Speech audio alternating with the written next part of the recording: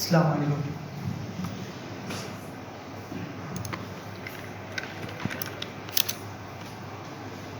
तो last class में क्या क्या लिखा था हमने? ROC, LUC और प्रिसीजन रिकॉल और F1 स्कोर वगैरह किस टाइम पे एक्यूरेसी यूज़ करनी होती है, हमने उसको देखा था। सही है। तो ROC सबको क्लियर था? बहुत इंपॉर्टेंट कॉन्सेप्ट है ये ROC का। सब बताएं, सबको क्लियर थी वाली चीज़?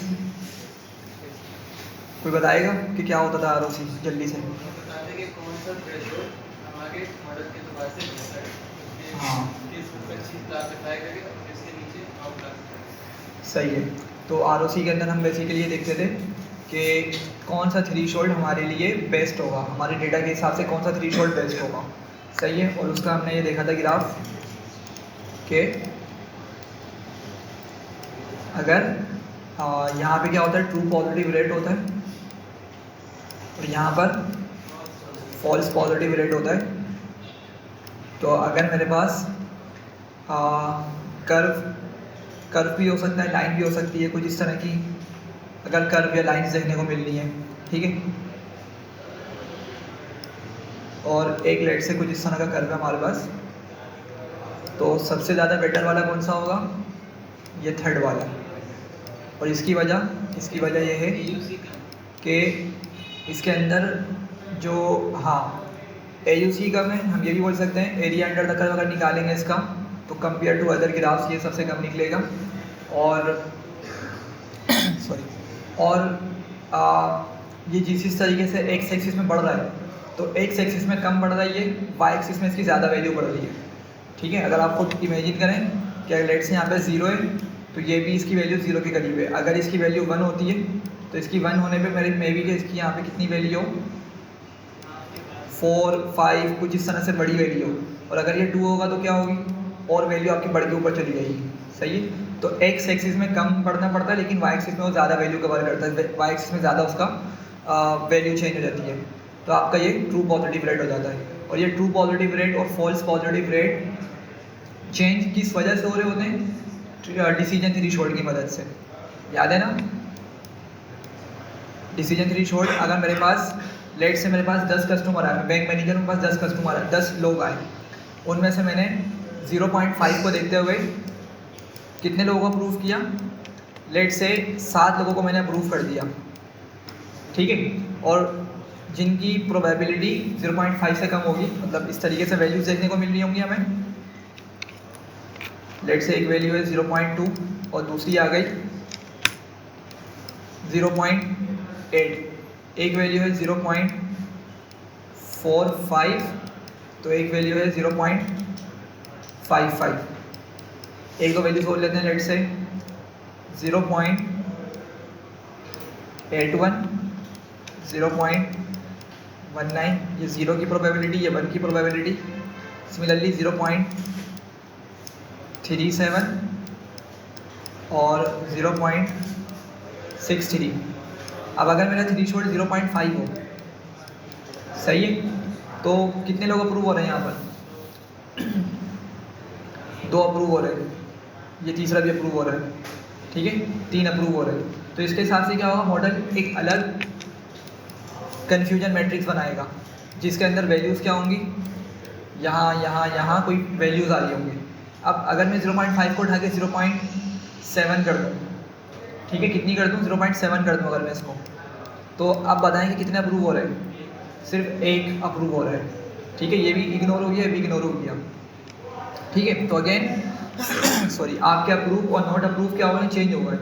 और इन्हीं के चेंज होने की वजह से यहाँ पे क्या होगा भाई, प्रेडिक्टेड वाला हमारे पास एक होता है ना मैट्रिक्स, यहाँ पे ये एक्चुअल वाला होता है, एक्चुअल का नेगेटिव, ये पॉजिटिव, ये नेगेटिव, ये पॉजिटिव। तो क्या होगा, यहाँ पर अल्टीमेटली इफेक्ट पड़ेगा अंदर जो नंबर्स हमें देखने को मिल रहे होते थे, सही है। और उसकी वजह से फिर मेरे पास क्या होगा, जो R2 स्कोर है वो मुझे चेंज होता हुआ देखने को मिल रहा होगा, R2 स्कोर और AUC चेंज हो रहा होगा मेरा, ठीक है।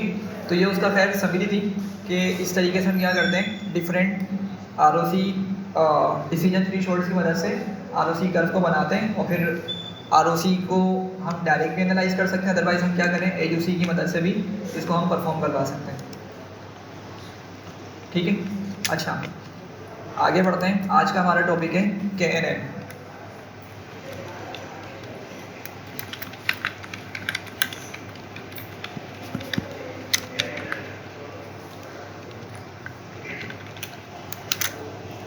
सही है, के नियरेस्ट नेबर, नेबर की स्पेलिंग यही होती है शायद, यू आता है शायद, खैर देख लिएगा।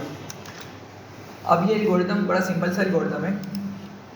इसमें क्या होता है कि बल्कि इसको इसी एग्जाम्पल से समझें कि लेट से कि आपकी गली में एक कोई नई फैमिली आके शिफ्ट होती है। सही है, तो अगर हमें आइडिया लगाना है कि वो न्यू फैमिली किस तरह की है, अमीर है गरीब है, ठीक है, तो क्या करेंगे आप, उससे जाके मालूम करेंगे? नहीं, आप किसी बिहाफ पर आइडिया लगा लेंगे, कुछ पैरामीटर्स को देखते हुए या कुछ चीज़ों को एनालाइज करते हुए आप आइडिया लगा लेंगे कि वो फैमिली किस क्लास से बिलोंग करती है। सही है, तो आप क्या क्या देख सकते हैं?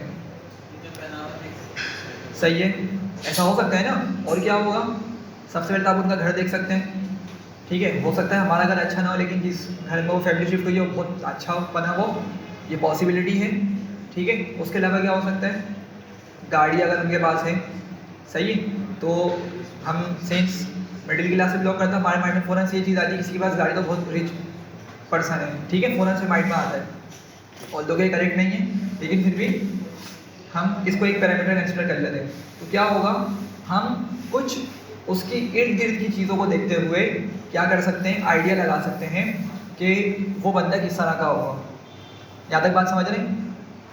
सिमिलरली एक स्टूडेंट आता है, क्लास में आके बैठता है, सही है, और अब मुझे आइडिया लगाना है, मुझे नहीं पता उसके बारे में, वो न्यू स्टूडेंट है लेट से, तो मुझे मालूम करना है कि वो स्टूडेंट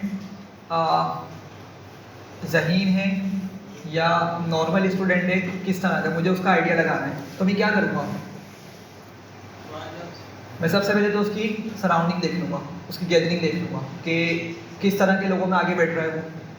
सही है ना, क्योंकि हमारी क्या होता है, मेंटेलिटी होती है वो दूसरों के साथ मैच कर रही होती है। अगर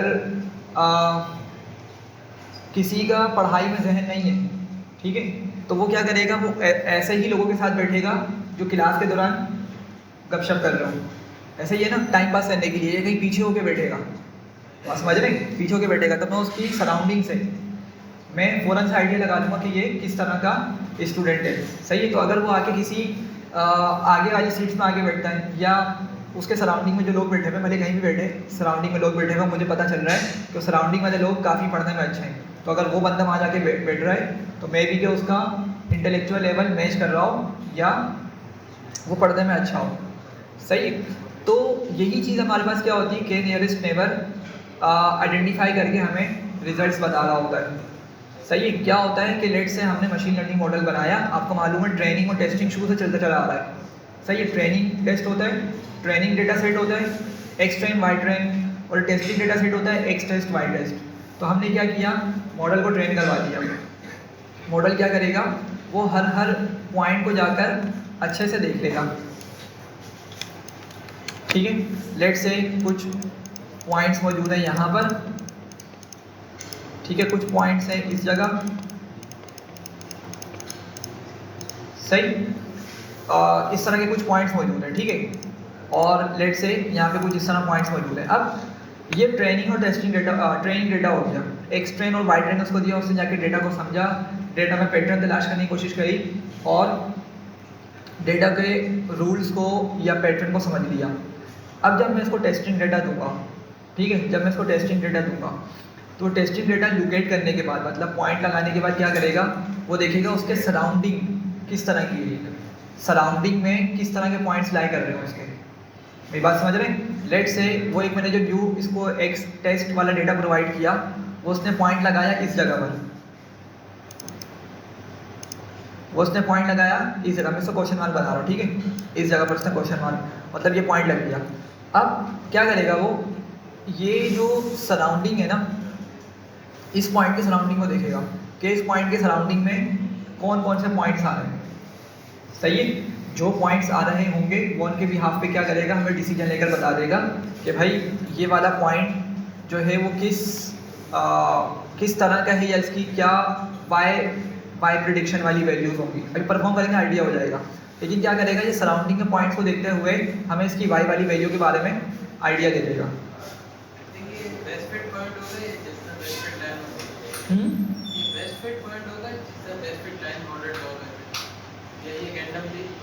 अच्छा देखें, इसमें ना लाइन वाला कॉन्सेप्ट नहीं है लाइन वाला कॉन्सेप्ट नहीं है, इसके अंदर नियरेस्ट नेबर वाला कॉन्सेप्ट है। नहीं, रैंडम नहीं होगी। ये पॉइंट यहाँ पर अगर लग रहा है तो क्या करेगा, ये पॉइंट प्रॉपर जो उसको हमने टेस्ट दिया होगा ना, उसके भी हाफ ये पॉइंट लोकेट हो रहा होगा।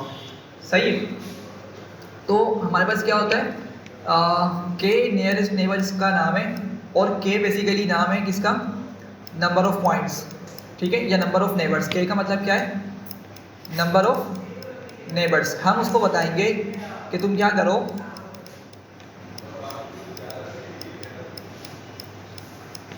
इतने नेबर्स को, लेट्स से मैंने के की वैल्यू 3 रख दी, मैंने बोला के की वैल्यू को 3 रख दो, तो अभी क्या करेगा, ये अपनी सराउंडिंग में, ठीक है, क्या करेगा, तीन पॉइंट्स को देखकर एनालाइज करके बताएगा। ठीक है, अब लेट्स से ये जो इसकी सराउंडिंग है, इसमें जो भी 3 क्लोजेस्ट पॉइंट्स आ रहे होंगे, ये उनके भी हाफ पे डिसीजन लेकर बता देगा कि ये वाला पॉइंट भी क्या है, उसी तरह की सिमिलैरिटी रखता है, जब भी उसके करीब जाके लग रहा है, जब भी उसके करीब जाके लोकेट हुआ है। ठीक है, तो इस न्यू पॉइंट के अंदर प्रीवियस कुछ पॉइंट के साथ सिमिलैरिटी मौजूद है, तो इसीलिए क्या करेगा हमें, लेट्स से अगर मैं यहाँ पे सर्कल बनाऊं,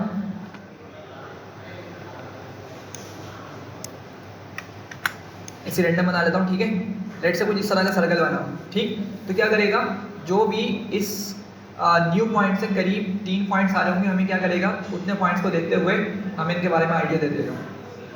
सही है, ये बात क्लियर हो रही है। तो सिंपल से इसका कॉन्सेप्ट याद रखें कि नियरेस्ट पॉइंट्स के बिहाफ पे हमें प्रेडिक्शन मिलने वाली है। ठीक है, इसके अंदर कोई एक्सटेंसिव कैलकुलेशन परफॉर्म नहीं हो रही, जिस तरह हमने ऊपर पढ़ा था लीनियर रिग्रेशन। ठीक है, और दूसरे हमने एल्गोरिथम्स पढ़े, उसमें प्रॉपर तरीके से कॉम्प्लेक्स मैथमेटिक्स अप्लाई हो रही होती है। यहाँ पर क्या है, यहाँ पे भी ऑफ कोर्स चल रही है मैथमेटिक्स बैकएंड पे, लेकिन क्या है कि यहाँ पर आपके पास जो डिसीजन लिया जा रहा है वो नियरेस्ट के भी हाफ पे लिया जा रहा है, नियरेस्ट पॉइंट्स के भी हाफ पे लिया जा रहा है। ठीक है, ये बात समझ आ रही है। अच्छा, एक बात और समझते हैं कि हमारे पास यहाँ पर भी ना मसला आता है कि अगर हम के की वैल्यू को बहुत ज़्यादा बड़ा रख दें, के की वैल्यू को क्या करें, अगर मैं बहुत ज़्यादा बड़ा रख दूँ, अब इसको इस तरह समझें कि, बल्कि चलें इसी को देखें, अगर ये पॉइंट है मेरे पास, मैं इस पर ना कुछ क्रॉस बना देता हूँ।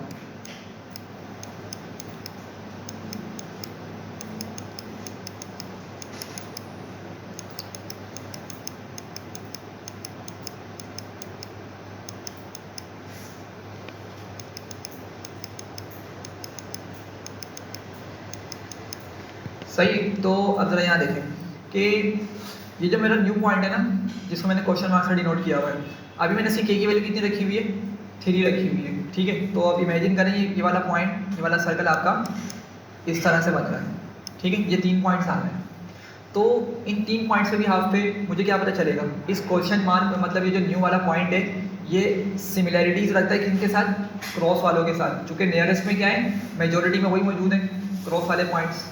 सही है, तो क्या करेगा, ये बता देगा कि इसकी जो करेक्टरिस्टिक्स या इसकी जो वाई वाली वैल्यू होगी वो क्या होगी, इन दोनों पॉइंट्स के करीब करीब होगी।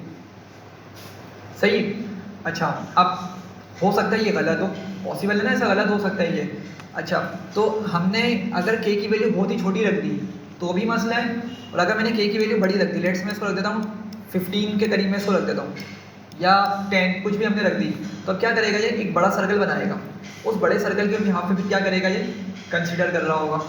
सही, लेकिन अगर हमने के की वैल्यू को ज़्यादा बड़ा रख दिया ना, मसला क्या होगा, हमने नियरेस्ट नेबर्स को देखना होता है, सबसे करीब वाले नेबर्स को देखना होता है। ठीक, तो अगर मैंने के की वैल्यू को बड़ा रख दिया, तो आप इमेजिन करें कि बड़ा सर्कल एक बन रहा होगा। सर्कल बनाने का मतलब सिर्फ मैं बोल रहा हूँ, वो सर्कल बनाएगा नहीं, वो एक बाउंड्री बनाएगा, उस बाउंड्री के अंदर क्या होगा, आपके पास 15 के करीब पॉइंट्स आ रहे होंगे, 15 पॉइंट्स आ रहे होंगे। मैंने के की वैल्यू को 15 रखा, तो वो 15 वैल्यूज़ को देखते हुए मुझे बता रहा होगा डेटा को। सही है, 15 वैल्यूज़ को मुझे देखते हुए बता रहा होगा। अब हो सकता है उन वैल्यूज़ के अंदर हमारे पास क्रॉस ज़्यादा आ जाए, जबकि वो बिलोंग करता था पॉइंट के साथ, मतलब उसकी सिमिलरिटी थी पॉइंट वाले डेटा सेट्स के साथ जो पॉइंट्स की मदद से लोकेट हुए हैं। लेकिन उसने क्या किया, बड़े के की वैल्यू की होने की वजह से दूर दूर के पॉइंट्स को भी कंसीडर कर लिया, और दूर दूर पॉइंट्स में हो सकता है कि हमारे पास यहाँ पे गलत आंसर देखने को मिल जाए। ठीक है, तो खुलासा क्या है कि हमने के की वैल्यू को जब डिसाइड करना होगा एल्गोरिथम को अप्लाई करते हुए, तो ना तो बहुत ही छोटी वैल्यू रखनी है कि वो सिर्फ एक ही पॉइंट को या 2 या 3 पॉइंट्स को देखते हुए क्या करें, वैल्यू को कंसिडर करके बैठ जाएं, और ना ही बहुत बड़ी वैल्यू रखनी है। सही है, अब बड़ी वैल्यू को मतलब इस तरह समझें कि अगर यहाँ पर कुछ और मेरे पास क्रॉस के पॉइंट्स मौजूद हैं इस जगह पर, ठीक है, ये क्रॉस मतलब कि किसी दूसरे डेटा पॉइंट्स को मुझे शो कर रहे हैं। लेट से मैं बात करूँ, मेरे पास कार का डेटा सेट है, गाड़ियों का डेटा सेट है, ठीक है, उनकी सारी कैरेक्टरिस्टिक्स आ रही हैं, लेकिन कार्स ना मेरे पास 2 टाइप्स की हैं। लेट से एक है टोयोटा, दूसरी सुजुकी फॉर एग्जाम्पल, ठीक है, मतलब इन टोयोटा और सुजुकी की बहुत सारी कार्स हैं, कार्स के नेम्स हैं, लेकिन जो इनकी मेन कैटेगरी वो 2 हो गई, कार्स की दो मेन कैटेगरी हो गई, टोयोटा और सुजुकी के बिहाफ पे। तो लेट से सर्कल वाले पॉइंट्स ना टोयोटा के हैं, और क्रॉस वाले किसके हैं, ये सुजुकी के। फॉर एग्जांपल ये सुजुकी वाली कार्स की जो कैरेक्टरिस्टिक्स होती है वो इस तरीके से यहाँ पे हमारे पास बन रही है। ठीक है, तो अगर मैं के की वैल्यू को बहुत बड़ा कर दूँ तो क्या होगा, वो इस तरह करके एक बाउंड्री बना रहा होगा। ठीक है, इस तरह करके बाउंड्री बना रहा होगा, ये थोड़ी सी बाउंड्री इस तरफ आपकी लेफ्ट में शिफ्ट हो जाएगी। तो क्या होगा, हो सकता है कि ज़्यादा बड़ी बाउंड्री होने की वजह से ना जो नियरेस्ट नेबर्स थे वो मिस हो जाए। सही है, वो क्या करे, दूर से भी पॉइंट्स को कंसिडर करना स्टार्ट कर ले। अब मुझे बताएं ना कि आपकी एक स्ट्रीट है, अगर आपकी स्ट्रीट के अंदर कोई लोग रहते हैं, आपके बारे में, आपको उनके बारे में आइडिया है, ठीक है, लेकिन आपके अपनी 1 या 2 गलियाँ छोड़कर लोगों को जानते होंगे, रियरली कोई जानता हूँ। सही है, मतलब दूर चले गए तो क्या है, जान पहचान मतलब इतनी ख़त्म हो गई है। सही है, तो यहाँ पर भी क्या होगा कि अगर हम इस पॉइंट की प्रिडिक्शन करवाना चाह रहे हैं दूर के लोगों के साथ, दूर वाले पॉइंट्स के साथ, तो हमें फिर प्रॉपर तरीके से प्रिडिक्शन देखने को नहीं मिलेगी। सही, तो ये उसका ओवरव्यू था। अब ज़रा इसका कोड लिखता हूँ तो आपको थोड़ा सा और इसमें क्लियर हो जाएगा किस तरीके से काम करता है। तो इस पे इसके लिए हम काम करेंगे आइरिस डेटा सेट पर। सही है, एक आइरिस डेटा सेट पर हमने काम किया हुआ था जी, हाँ, फ्लावर वाला बिल्कुल। ठीक है, तो आपको उससे अच्छे से क्लियर हो जाएगा। तो कुछ लाइब्रेरीज हमारे पास, उसको इंपोर्ट कर लेते हैं पहले। Import pandas spd, import numpy as np, और from sklearn dot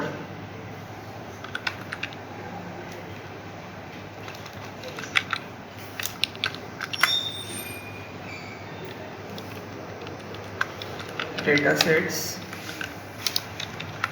import iris, connect नहीं हुआ।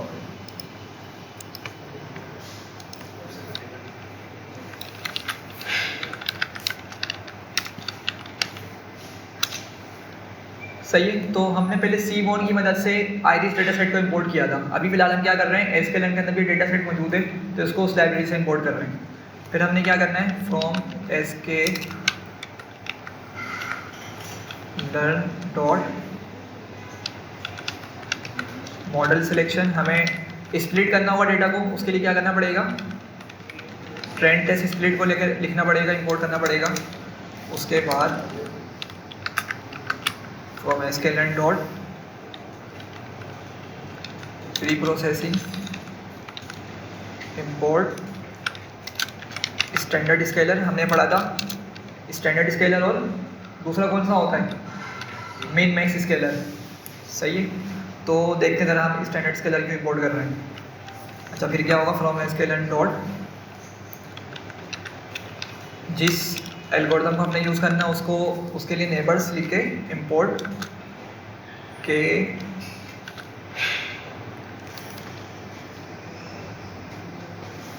नेबर्स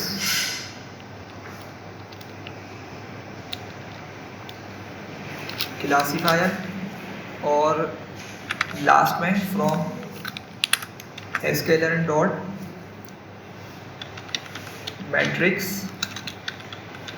इंपोर्ट एक्यूरेसी स्कोर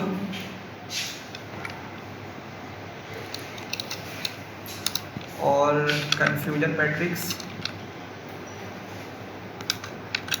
और क्लासिफिकेशन रिपोर्ट।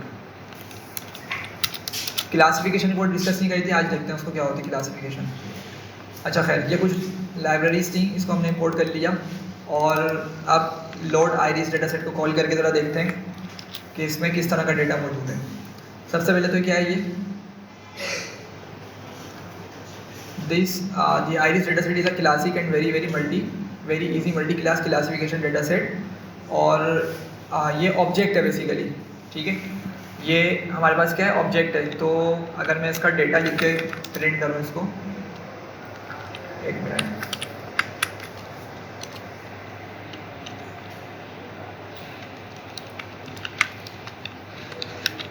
लोड आइरिस, और मैं इसको आइरिस वेरिएबल में सेव कर देता हूँ, ठीक है।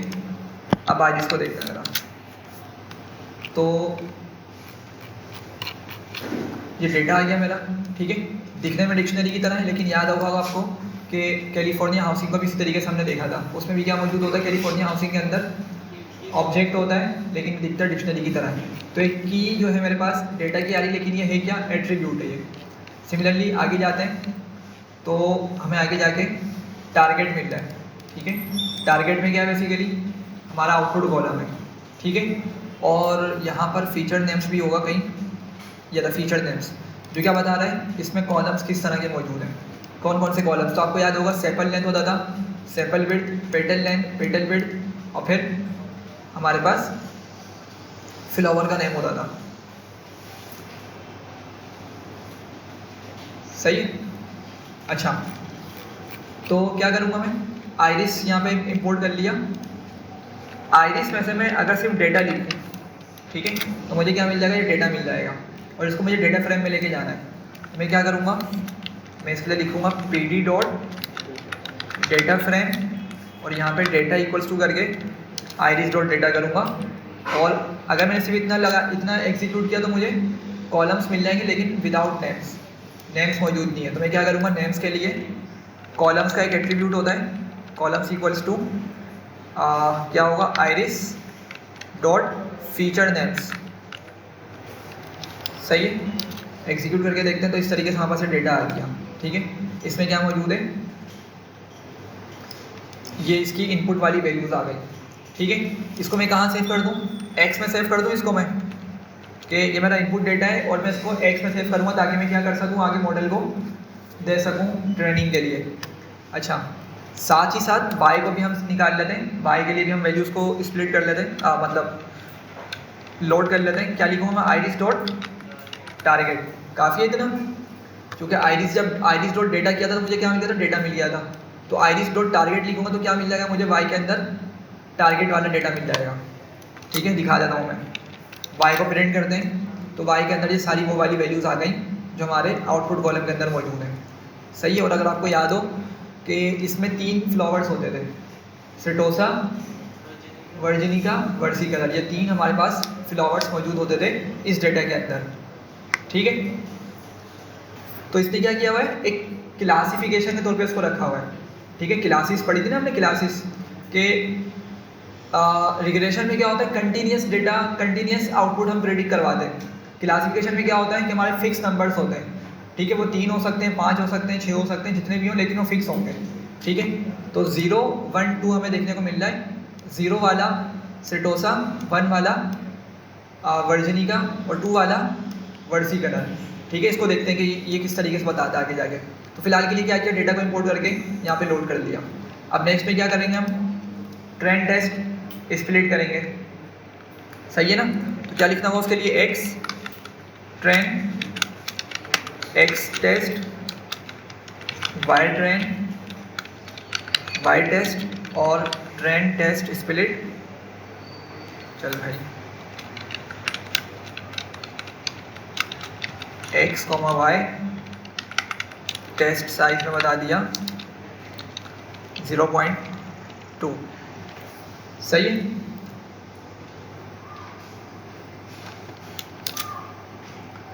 स्प्लिट हो गया। अब नेक्स्ट क्या करना है, हमने मॉडल ट्रेनिंग करनी है, मॉडल को ट्रेन करवाना है KNN के हिसाब से। सही है, वही प्रीवियस वाले स्टेप्स हैं सारे। अगर आपको याद हो लीनियर रिग्रेशन में भी क्या करते थे, यहाँ तक काम करने के बाद हम लीनियर रिग्रेशन का एक ऑब्जेक्ट बनाया करते थे और फिर उसको ट्रेन करवाया करते थे। तो यहाँ पे भी क्या करेंगे, के नियरेस्ट नेबर का एक ऑब्जेक्ट बनाएंगे। ठीक है, तो मैं अगर लिखूँ यहाँ पे KNN या कुछ भी नाम दे सकते हैं, के, चल भाई कहा लिया, एक मिनट ऊपर से कॉपी कर लिया, तो मुझे स्पेलिंग याद नहीं है।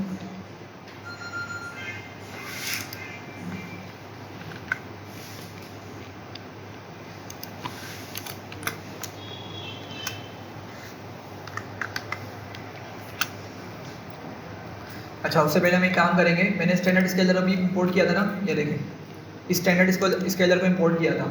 स्टैंडर्ड स्केलर को इंपोर्ट करने की वजह क्या है कि हम चाह रहे हैं कि जो इसके डिफरेंट आउटपुट्स देखने को मिल रहे हैं ये एक रेंज में आ जाए। ठीक है, हाँ, ये एक रेंज में आ जाए। ठीक है, स्टैंडर्ड स्केलर की मदद से।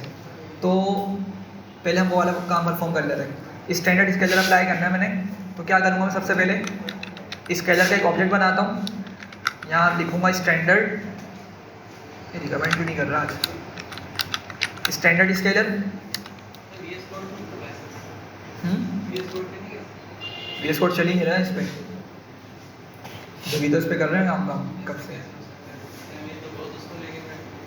वो दूसरी चीज़ से ला रहे हैं। असल में जिसने एनाकोंडा इंस्टॉल किया ना, उसने सही से उसको इंस्टॉल नहीं किया, तो उसकी वजह से वो VS कोड ना एनाकोंडा के साथ कनेक्ट नहीं हो पा रहा। सही, खैर, तो इस स्टैंडर्ड स्केलर मैंने लिखा, ऊपर मैंने इसको इंपोर्ट किया था, यहाँ पर प्री प्रोसेसिंग के अंदर से स्टैंडर्ड स्केलर निकाला था और सिंपल क्या किया, बस मैंने स्टैंडर्ड स्केलर का एक ऑब्जेक्ट बना लिया स्केलर करके। सही है भाई। अच्छा, मैं किस किस को स्केल करूँगा, मैं कौन कौन से डेटा को स्केल करूँगा, ये मेरे पास कंप्लीट डेटा है। ठीक है, मॉडल को हमने स्प्लिट किया हुआ है, एक तो मेरा एक्स है और ये क्या है, ये वाई वाला पार्ट है। फिर फर्दर इसको दो पार्ट्स में स्प्लिट किया हुआ है, ये ट्रेनिंग वाला पार्ट है और ये टेस्टिंग वाला पार्ट है। तो हम किस किस को इस स्केल करेंगे, एक्स ट्रेन वाई ट्रेन दोनों को, या एक्स ट्रेन एक्स टेस्ट इन दोनों को करेंगे, किसको करेंगे जी, एक्स ट्रेन और एक्स टेस्ट को हम करेंगे। ठीक है, लेकिन एक्स ट्रेन पर हम फिट ट्रांसफॉर्म चलाएंगे कि क्या करो, पहले जाके फिट करने का मतलब क्या है कि डेटा को समझ लो जाकर। तो ये डेटा के अंदर पैटर्न्स को तलाश कर लो। और ट्रांसफॉर्म का मतलब क्या होता है कि हाथ के हाथ वैल्यूज़ को कन्वर्ट भी कर दो, जो मतलब इसने अप्लाई करना है ना, मैथमेटिकल फॉर्मूला इस पर अप्लाई करके इसको लेकर आना है एक रेंज के अंदर, तो क्या करो, उसको हाथ के हाथ ट्रांसफॉर्म भी कर दो। तो क्या करूँगा, मैं लिखता हूँ स्केलर डॉट फिट ट्रांसफॉर्म और मैं इसको यहाँ बताऊँगा एक्स ट्रेन। सही है। अच्छा, मैं इसको सेव कर लेता हूँ, एक्स ट्रेन स्केल्ड वेरिएबल के अंदर। सही है यहाँ तक। तो यहाँ पे फिट ट्रांसफॉर्म का मतलब क्या है कि मेरे ट्रेनिंग वाले डेटा से जाके पहले डेटा को समझ लो और जो डेटा को तुमने मतलब पैटर्न निकाला, जो डेटा के अंदर तुमने अंडरस्टैंडिंग बनाई है, उसके हिसाब से मेरे इस डेटा को ट्रांसफॉर्म भी कर दो इस ट्रेन को। ठीक। अच्छा, फिर क्या होगा नेक्स्ट में, टेस्ट वाले को भी हम कर देंगे स्केल, लेकिन किस तरह से करेंगे, इसको सिर्फ ट्रांसफॉर्म करेंगे। हम क्या बोल रहे हैं कि जो डेटा ट्रेनिंग वाले डेटा समझाए, मतलब मॉडल को क्या बोल रहे हैं, जो तुमने ट्रेनिंग वाले डेटा के अंदर पैटर्न को समझाए ना, उसको अप्लाई करो किस पर, अब मेरे टेस्ट वाले डेटा सेट पर भी। ठीक है, और इसको मैं सेव कर रहा हूँ किसके अंदर, एक्स टेस्ट स्केल्ड के नाम से एक वेरिएबल बना दिया, उसमें मैंने इसको सेव कर दिया। सही है यहाँ तक। तो जी नहीं, जो टेस्टिंग वाला होता है ना, उसके लिए हम सिर्फ ट्रांसफॉर्म का यूज़ करते हैं। क्यों? क्योंकि होता क्या है कि फिट ट्रांसफॉर्म, फिट में क्या होता है, फिट में ना जाके पहले मॉडल डेटा के अंदर पैटर्न को समझ रहा होता है। अगर आपको जैसे याद हो मिन मैक्स स्केलर वाला, वो ज़्यादा इजी एग्जाम्पल है। तो हम पहले क्या करते हैं, ट्रेनिंग वाले ऊपर जाके उसको फिट ट्रांसफॉर्म चला दें, ट्रेनिंग वाले डेटा सेट के ऊपर एक्स ट्रेन पे फिट ट्रांसफॉर्म यहाँ पे चलाएंगे। वो क्या करेगा, मेरे डेटा में जाकर सबसे पहले मिन को निकालेगा ट्रेनिंग डेटा के हिसाब से, मैक्स नंबर को निकालेगा, ठीक है, और फिर उसके हिसाब से क्या करेगा, मेरे इसी डेटा को, ट्रेनिंग वाले डेटा को ही 0 से 1 की रेंज में कन्वर्ट कर देगा। सही है। तो क्या होता था वो हमारा फॉर्मूला, याद है किसी को? आई थिंक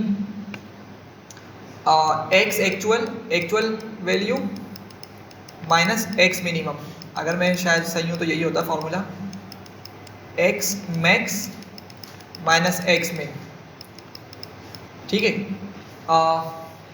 पैरामीटर्स तो यही है, ठीक है, हो सकता है सीक्वेंस चेंज हो, तो खैर ये फॉर्मूला होता है। तो क्या करेगा ये मैक्स और मिन वो कहाँ से निकाल के लाया होगा, ट्रेनिंग वाले डेटा से, और निकाल के लाने के बाद उसको मिन और मैक्स कहाँ का पता है, ट्रेनिंग वाले डेटा के हिसाब से पता है।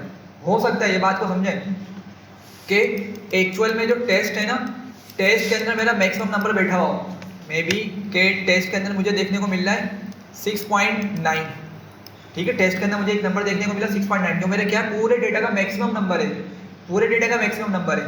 लेकिन सिंस हमने क्या किया था, डेटा को स्प्लिट किया था ना इस तरीके से, ट्रेन और टेस्ट के अंदर, तो हमने उसको बोला कि ट्रेनिंग से जाके मीन और मैक्स को तलाश करो, जब वो निकाल के ले आएगा तो हम क्या करेंगे, उसी नंबर्स की मदद से टेस्टिंग वाले को भी मिन मैक्स स्केलर में कन्वर्ट कर रहे होंगे, नॉर्मलाइज कर रहे होंगे। मेरी बात समझ रहे हैं? ठीक है, ऐसा क्यों हो रहा है वैसे, चले बताएं। ताकि हमारा मॉडल टेस्ट वाला डेटा ना खाली ट्रांसफॉर्म। हाँ, लेकिन मसला क्या है कि अगर मेरे पास जो ट्रेनिंग वाला डेटा ना उसमें मैक्स नंबर गया ही नहीं है, लेट से मैक्स नंबर वहाँ मौजूद नहीं है या मिन नंबर वहाँ पे मौजूद नहीं है, मिनिमम नंबर वो मेरे पास टेस्टिंग डेटा में आ गया, तो अब अगर डेटा को मिनिमम नंबर्स नहीं मिलेगा ट्रेनिंग वाले डेटा से, तो मैं किस तरीके से उसको टेस्टिंग वाले के लिए अप्लाई कर रहा हूँ। मतलब मेरी बात समझ रहे हैं मैं क्या बोल रहा हूँ? मैं एग्जाम्पल लेता हूँ, लेट से यहाँ पे ट्रेनिंग के अंदर मेरे पास डेटा मौजूद है, एक एक कॉलम के हिसाब से बात कर लेते हैं। यहाँ पे कुछ वैल्यूज देखने को मिल रही है, लेट से 2.3, यहाँ पे मिल रही है 4.5, 6.9 और लेट से 1.1 और 9.8।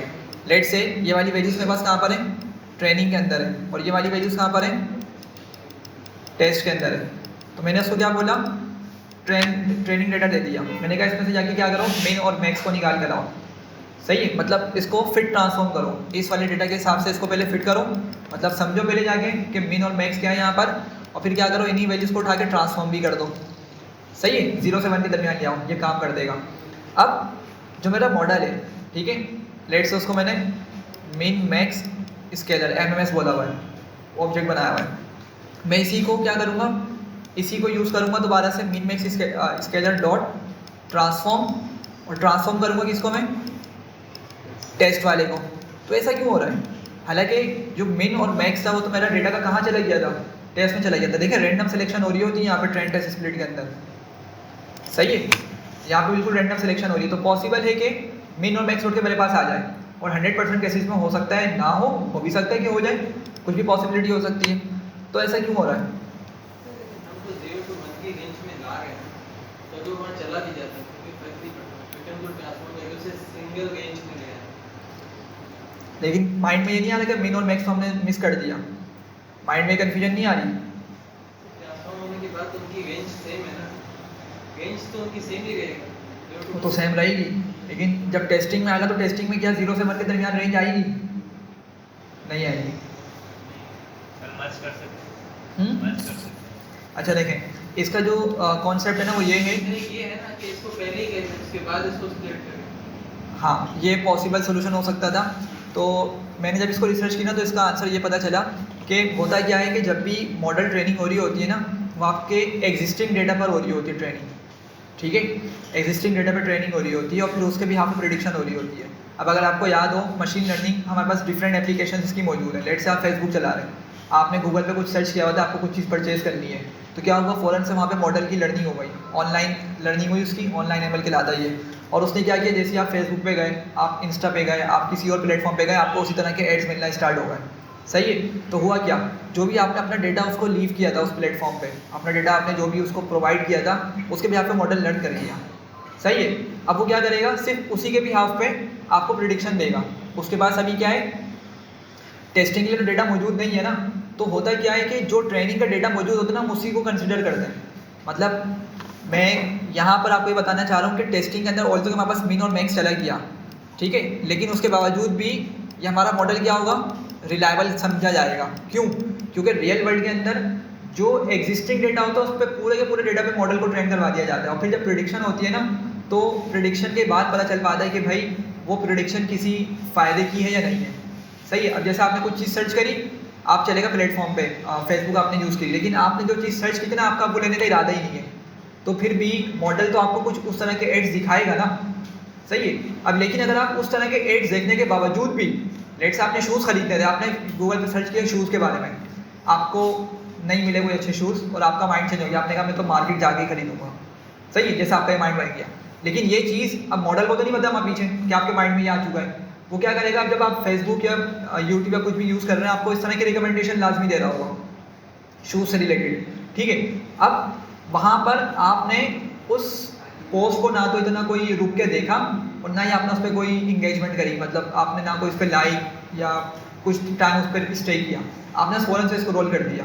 तो अब मॉडल यहाँ पे समझ जाएगा दोबारा से कि उसकी जो पीछे लर्निंग हुई थी वो क्या थी, वो हुई तो सही थी, लेकिन यूज़र की इंटेंशन क्या हो गई, चेंज हो गई। तो अब क्या करेगा वो उठाकर आपको आपकी फिर अब जो न्यू डेटा आप लीव करेंगे ना उस प्लेटफॉर्म के ऊपर, उसके हिसाब से फिर आपको लर्निंग करके नेक्स्ट रिकमेंडेशन दे रहा होगा। सही है। तो पॉइंट समझाने का क्या है कि आप ऑल्दो के मिन और मैक्स अगर यहाँ पर आ भी जाए तो जब भी हम मॉडल को गलत नहीं बोल सकते, क्योंकि हम ट्रेनिंग वाले डेटा को कंसिडर करते हैं कि वो हमारा एग्जिस्टिंग डेटा है, कंप्लीट डेटा हमारे पास क्या है, वो ट्रेनिंग के अंदर मौजूद है। सही है। तो उसी के हिसाब से आज की तारीख में या अभी तक का मेरे पास जो डेटा कलेक्ट हुआ उसके अंदर मिन और मैक्स मुझे ये देखने को मिल रहा है। ठीक है। लेट्स से आप सब लोग हैं, आप सबकी मैंने हाइट एज मालूम कर ली, अब आप सबने बता दी और मुझे पता चला कि भाई मिन जो एज मिल रही है वो लेट से 12 मिल रही है और मैक्स मिल रही है 35 फॉर एग्जाम्पल। मैंने क्या किया, इस पूरे डिटेल के ऊपर मॉडल को ट्रेन कर दिया। सही है। मिन कितना 12 और मैक्स कितना आ गया 35 आ गया। अब लेट से यहाँ पर कुछ और स्टूडेंट्स यहाँ पे ट्रांसफ़र करा के आ जाते हैं फॉर एग्जाम्पल। अब उनमें कोई 45 एज का आ गया, कोई लेट से 8 साल का बच्चा आ गया। अब ये कौन सा डेटा है, ये अनसीन डेटा है जो मुझे पता ही नहीं था कि ऐसा भी पॉसिबल हो सकता है। ऐसा हो सकता है ना रियल वर्ल्ड के अंदर। तो क्या होगा, मैं अपने मॉडल को इस तरह की प्रेडिक्शन करवाने के लिए भी इस्तेमाल कर सकता हूँ। सही है, बात समझ रहे हैं। तो मॉडल उन पर भी प्रेडिक्शन करके देगा और हम उसको रिलायबल समझ सकते हैं, क्योंकि हमारे पास हम अगर ये बोलें कि यार अब तो मिनिमम चेंज हो गया, मैक्स चेंज हो गया, सही बिल्कुल चेंज हो गया, लेकिन जब हमने मॉडल ट्रेनिंग करवाई थी उस टाइम तक हमारे पास जो भी कंप्लीट डेटा अवेलेबल था उसके हिसाब से हमने मॉडल को ट्रेन कर दिया था। सही है। तो ये वजह इसकी, इस वजह से हम इसको रिलायबल मानेंगे और इसको मतलब इग्नोर नहीं करेंगे। खैर, तो कहाँ से निकले थे हम, फिट ट्रांसफॉर्म से निकले थे। फिट ट्रांसफॉर्म में क्या भाई, डेटा को जाके समझो और ट्रांसफॉर्म भी कर दो हाथ के हाथ वैल्यूज़ को, और फिर हमने क्या किया, सिर्फ एक्स टेस्ट वाले को ट्रांसफॉर्म कर दिया। ठीक। चले एक और क्वेश्चन है कि हम वाई वाली वैल्यू से क्यों नहीं कर रहे, सिर्फ एक्स को क्यों कर रहे हैं, वाई वाली वैल्यू से क्यों नहीं कर रहे। जी बिल्कुल, जो आउटपुट कॉलम होता है उसको हम ट्रांसफॉर्म नहीं करते। सही है, उसको हम कभी भी ट्रांसफॉर्म नहीं करते। मैं दिखाता हूँ, 1 मिनट रुकें। अगर मैं लिखूँ एक्स टेस्ट स्केल्ड, तो क्या कर रही है, ये हमारी वैल्यूज़ यहाँ पे लाके दे रहा है। ठीक है। -1 से 1 के दरमियान होंगी ये। ठीक है। तो आउटपुट वाले को हम क्यों नहीं कर रहे, आउटपुट वाले को इस वजह से नहीं कर रहे क्योंकि आउटपुट के अंदर असल में स्टैंडर्ड स्केलर है। देखें स्टैंडर्ड स्केलर किस तरीके से काम करता है। स्टैंडर्ड स्केलर एक फॉर्मूला है, उसके हिसाब से आपकी स्केलिंग परफॉर्म करता है। सही है। ये देखें, जो आपका डेटा का मीन है, ठीक है, और आपका जो डेटा का स्टैंडर्ड डेविएशन है। अब डेटा का स्टैंडर्ड डेविएशन हमने पढ़ा था, पहले डेटा का वेरिएंस निकलता है और फिर अगर हम उसका स्क्वायर रूट करें तो क्या आ जाएगा, स्टैंडर्ड डेविएशन आ जाएगा, जिसका सिंपल मतलब ये होता है कि मेरे डेटा में स्प्रेड कितना है। सिंपल, मेरा जो डेटा के पॉइंट्स हैं वो कितने किलोज हैं या कितने दूर हैं, ये मुझे स्टैंडर्ड डेविएशन से पता चल जाता है। सही है। अच्छा, अब ये जो एक सही है ना आपका, वो हर डेटा पॉइंट है, तो ये हर डेटा पॉइंट क्या करेगा आपका, इस फॉर्मूले की मदद से कैलकुलेट करके लेकर आ रहा होगा वैल्यू को। सही है।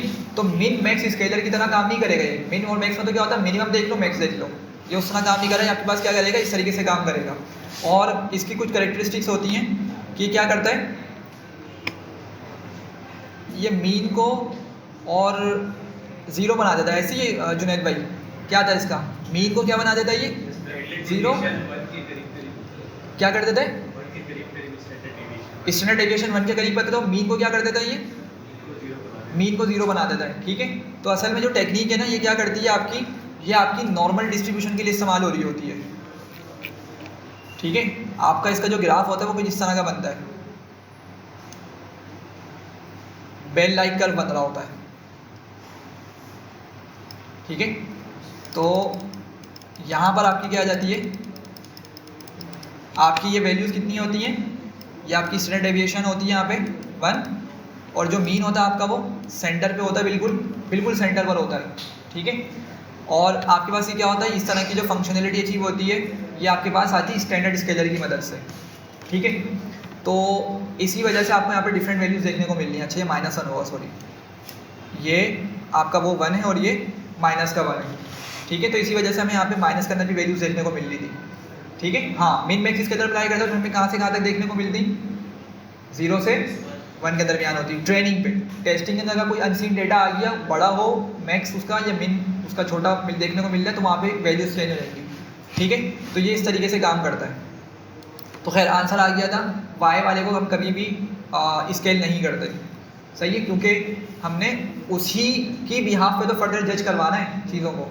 अगर हमने उसको स्केल कर दिया तो फिर हमें क्या करना पड़ेगा, वापसी रिवर्स करके उसको एक्चुअल डेटा में लाना पड़ेगा, एक्चुअल डेटा पॉइंट्स के अंदर उसको लाना पड़ेगा। जैसे सैलरीज हैं आप लोगों की या हाइट्स हैं, मुझे हाइट प्रेडिक्ट करवानी है, ठीक है। आपकी एज के हिसाब से मैंने हाइट प्रेडिक्ट करवानी, तो क्या होगा, अगर मैं हाइट को ही स्केल डाउन कर दूंगा तो क्या होगा, मॉडल भी मुझे छोटी छोटी वैल्यूज बता रहा होगा 0 से 1 के दरमियान। अब मैं उनको वापसी किस तरह लेके जाऊँगा ओरिजिनल हाइट्स के अंदर, ठीक है, रिवर्स करना पड़ेगा। तो इससे अच्छा ये कि हम करते ही नहीं है उसको, हम क्या करते हैं वाई वाले को एज इट इज छोड़ देते हैं जो भी हमारी वैल्यूज होती हैं। खैर, तो यहाँ पे क्या हो गया, हमने इसका ऑब्जेक्ट बना लिया। ऑब्जेक्ट बनाने के बाद हमने यहाँ पर एक हमारा आर्ग्यूमेंट होता है एन एस्टिमेटर के नाम से, एन नेबर्स के नाम से, ठीक है। एन नेबर्स के नाम से हमारे पास ये आर्ग्यूमेंट है, और इसको मैं बताऊंगा कि कितने नेबर्स को कंसीडर करो। पहले मॉडल को मतलब जो ट्रेन करोगे ना, उस पर तुम कितने कितने पॉइंट्स को कंसीडर करते हुए मॉडल की ट्रेनिंग कंप्लीट करो। तो लेट्स मैं यहाँ पे इसको बोल देता हूँ 3 बोल देता हूँ, ये के है असल में आपका, ठीक है। अच्छा, आगे बढ़ते हैं। अब मैंने इसको 3 प्रोवाइड कर दिया। अब मैं क्या बोलूँगा, इसको कैन एंड डॉट फिट करो किस पे, ट्रेनिंग पे, मतलब डेटा को लर्न करो, मॉडल को ट्रेन करो, और वाई ट्रेन पर, सही है। ये ट्रेन हो गया, और सिर्फ इसने कितने नेबर्स कंसीडर किए, मैं भी 3 नेबर्स कंसीडर किए मैं, ठीक है। अब आगे बढ़ते हैं, और क्या करूँगा मैं, के एन एन डॉट प्रिडिक्ट, ये वही चीज़ें बिल्कुल जो हम ऊपर करते हुए आ रहे हैं, सही। बस थोड़ा सा आपका ये एल्गोरिथम का मॉडल एल्गोरिथम का ऑब्जेक्ट डिफरेंट हो गया, बाकी फिट, ट्रांसफॉर्म, फिट और प्रिडिक्ट आपका वही काम कर रहा है। इसको क्या प्रोवाइड करूँगा मैं, एक्स टेस्ट दूंगा, ठीक है। एक्स टेस्ट देने के बाद object has no attribute predict,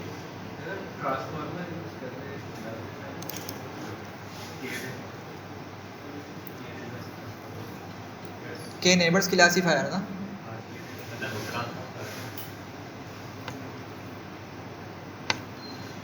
नहीं, अच्छा, मैंने यहाँ पे स्केल वाला डेटा यूज़ नहीं किया, ये बोल रहे ना।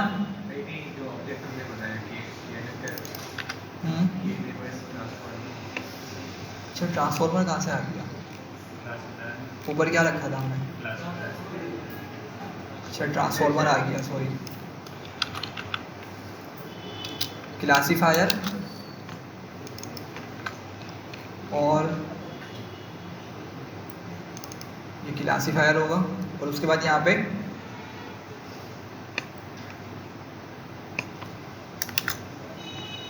अच्छा, यहाँ पे क्या देंगे इसको, एक्स ट्रेन स्केल दे दिया, और फिर यहाँ पे इसको क्या बताएंगे, प्रेडिक्ट करवाते हुए एक्स टेस्ट स्केल प्रोवाइड करेंगे।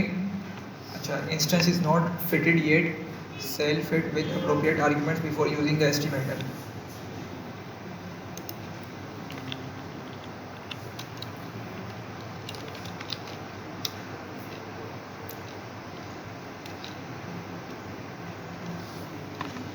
आई थिंक 1 मिनट,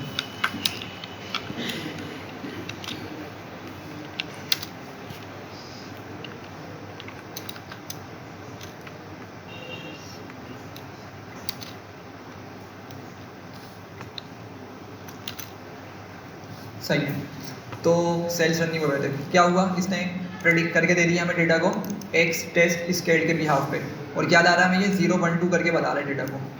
ठीक है, हम अगेन क्या करते हैं, वाई प्रेड में इस डेटा को सेव करके क्या निकालेंगे, इसका कन्फ्यूजन मैट्रिक्स निकाल लेते हैं। क्लासिफिकेशन प्रॉब्लम में तो क्या निकलेगा, कन्फ्यूजन मैट्रिक्स निकलेगा।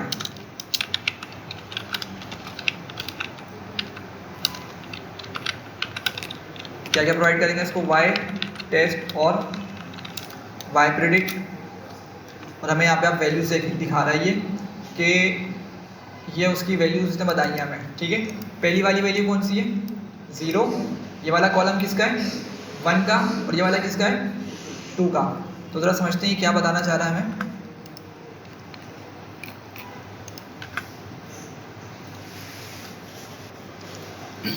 अच्छा, तो मॉडल ने क्या किया यहाँ पे, हमें जो सेटोसा वाले हैं वो 15 के 15 सही बता दिए। ठीक है, मतलब मेरे एक्स टेस्ट के अंदर कितने पॉइंट्स है, 1 मिनट, अगर मैं एक्स टेस्ट की शेप निकालूँ जाकर,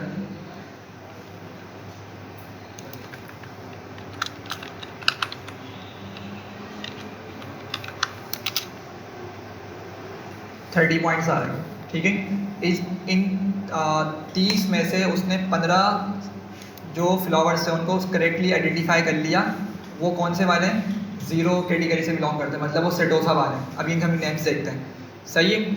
अच्छा, रिमेनिंग कहाँ आ गए आपके पास, 15 ही आ गए टोटल। ठीक है, तो टोटल कितने हो गए आपके, ये 30 हो गए। अच्छा, अब मॉडल क्या बता रहा है कि आपके पास जो सेकंड वाला कौन सा होता है, सेटोसा वर्सिकलर और वर्जिनिका। 1 मिनट, अगर मैं यहाँ पे आके लिखूँ आइरिस डॉट टारगेट नेम्स, तो यहाँ से पता चल जाएगा कि कौन कौन से नेम्स हैं। सेटोसा है पहले नंबर पे, मतलब 0 वाला सेटोसा है, 1 वाला वर्सिकलर है, और 2 वाला जो है वो वर्जिनिका। तो ये बता रहा है कि उसने 10 वर्सिकलर फ्लावर्स को सही आइडेंटिफाई कर लिया। ठीक है, और यहाँ पे एक आपको ज़्यादा दिखा रहा है ना। ठीक है, तो यहाँ पे क्या मतलब एक में मिस्टेक कर रहा है, वो एक को क्या कर पा रहा है, वो गलत बोल रहा है। असल में वो क्या है, एक्चुअल में क्या है, वो वर्जिनिका है। भाई देखे ना, कन्फ्यूजन मैट्रिक्स हमारे पास प्रेडिक्टेड ये आ गया और एक्चुअल ये आ गए, सही है। तो एक्चुअल में क्या होगा, ये आपका 0 है, ये 1 है और ये 2 है। कन्फ्यूजन मैट्रिक्स उसी हिसाब से चल रहा है आपका, ये सही है। 0 1 2 मतलब ये आपका सेटोसा, ये वर्सिकलर, ये वर्जिनिका। मॉडल क्या बता रहा है कि 0 मतलब जितने सेटोसा वाले फ्लावर्स हैं उन सबको क्या बोल रहा है, वो सेटोसा ही बता रहा है, उन सबको 0 आइडेंटिफाई कर रहा है, क्लासीफाई कर रहा है। ठीक है, बाकी आपको 0 देखने को मिल रहा है दोनों जगह, मतलब ना ही उसने वर्सिकलर और ना ही वर्जिनिका को ट्रू बोला। ठीक है, सिमिलरली इसने यहाँ पे क्या बोला कि वर्सिकलर वाले को 10 वर्सिकलर वालों को उसने वर्सिकलर बोला, बाकी एक को क्या बोल दिया उसने, वर्जिनिका बोल दिया। और यहाँ पे क्या उसने 4 को वर्जिनिका आइडेंटिफाई कर लिया। ठीक है, ये बात समझ रहे हैं। तो हमारे पास क्या हो गया, ये इस तरीके से कन्फ्यूजन मैट्रिक्स की वैल्यूज़ देखने को मिल गई। ठीक है, अच्छा अब यहाँ देखें क्लासिफिकेशन रिपोर्ट आती है, जो हमने पढ़ा था कि हमने एक्यूरेसी, प्रिसीजन, रिकॉल वगैरह जो पढ़ा था, एक क्लासिफिकेशन रिपोर्ट की मदद से हम ये चीज़ों को देख सकते हैं। तो प्रिसीजन कितनी आ रही है मेरे पास, 0 और 1 वाले केस में प्रिसीजन 100% आ रही है, जबकि रिकॉल कितना आ रहा है, रिकॉल 1 आ रहा है, मतलब 100% आ रहा है किसके केस में, 0 वाले केस में, सेटोसा वाले केस में। ठीक है, और रिकॉल कहाँ पे मिल रहा है हमें आंसर, 0.91 हमें यहाँ पे देखने को मिल रहा है। मतलब इसका रिकॉल क्या है, किसका, वर्सिकलर वाले का थोड़ा सा रिकॉल की वैल्यू कम आई है, क्योंकि उसने क्या किया था, एक आइडेंटिफाई गलत कर दिया था।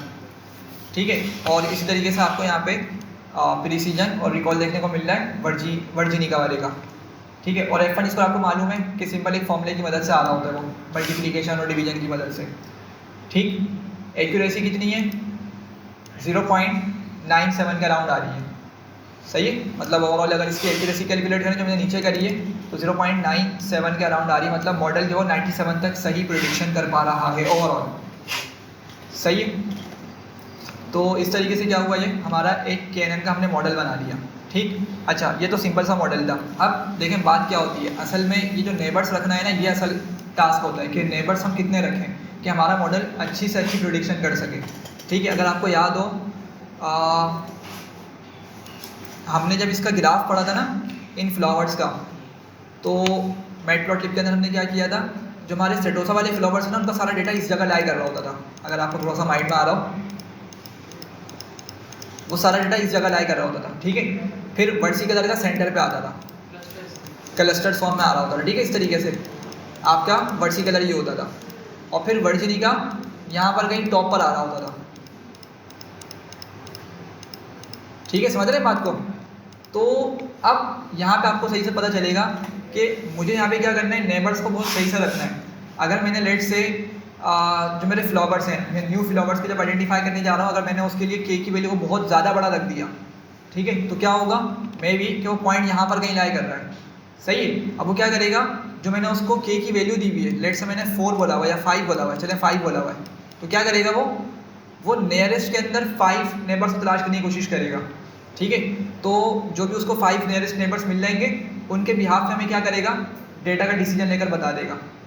लेकिन इमेजिन करें अगर यही पॉइंट थोड़ा सा सेंटर पर होता, ये पॉइंट यहाँ के बजाय इधर सेंटर पर होता, और मैंने अगर के की वैल्यू को बड़ा लग दिया तो 12, तो अब क्या होता, वो कुछ पॉइंट्स यहाँ से उठा रहा होता, कुछ पॉइंट्स को यहाँ से ले रहा होता।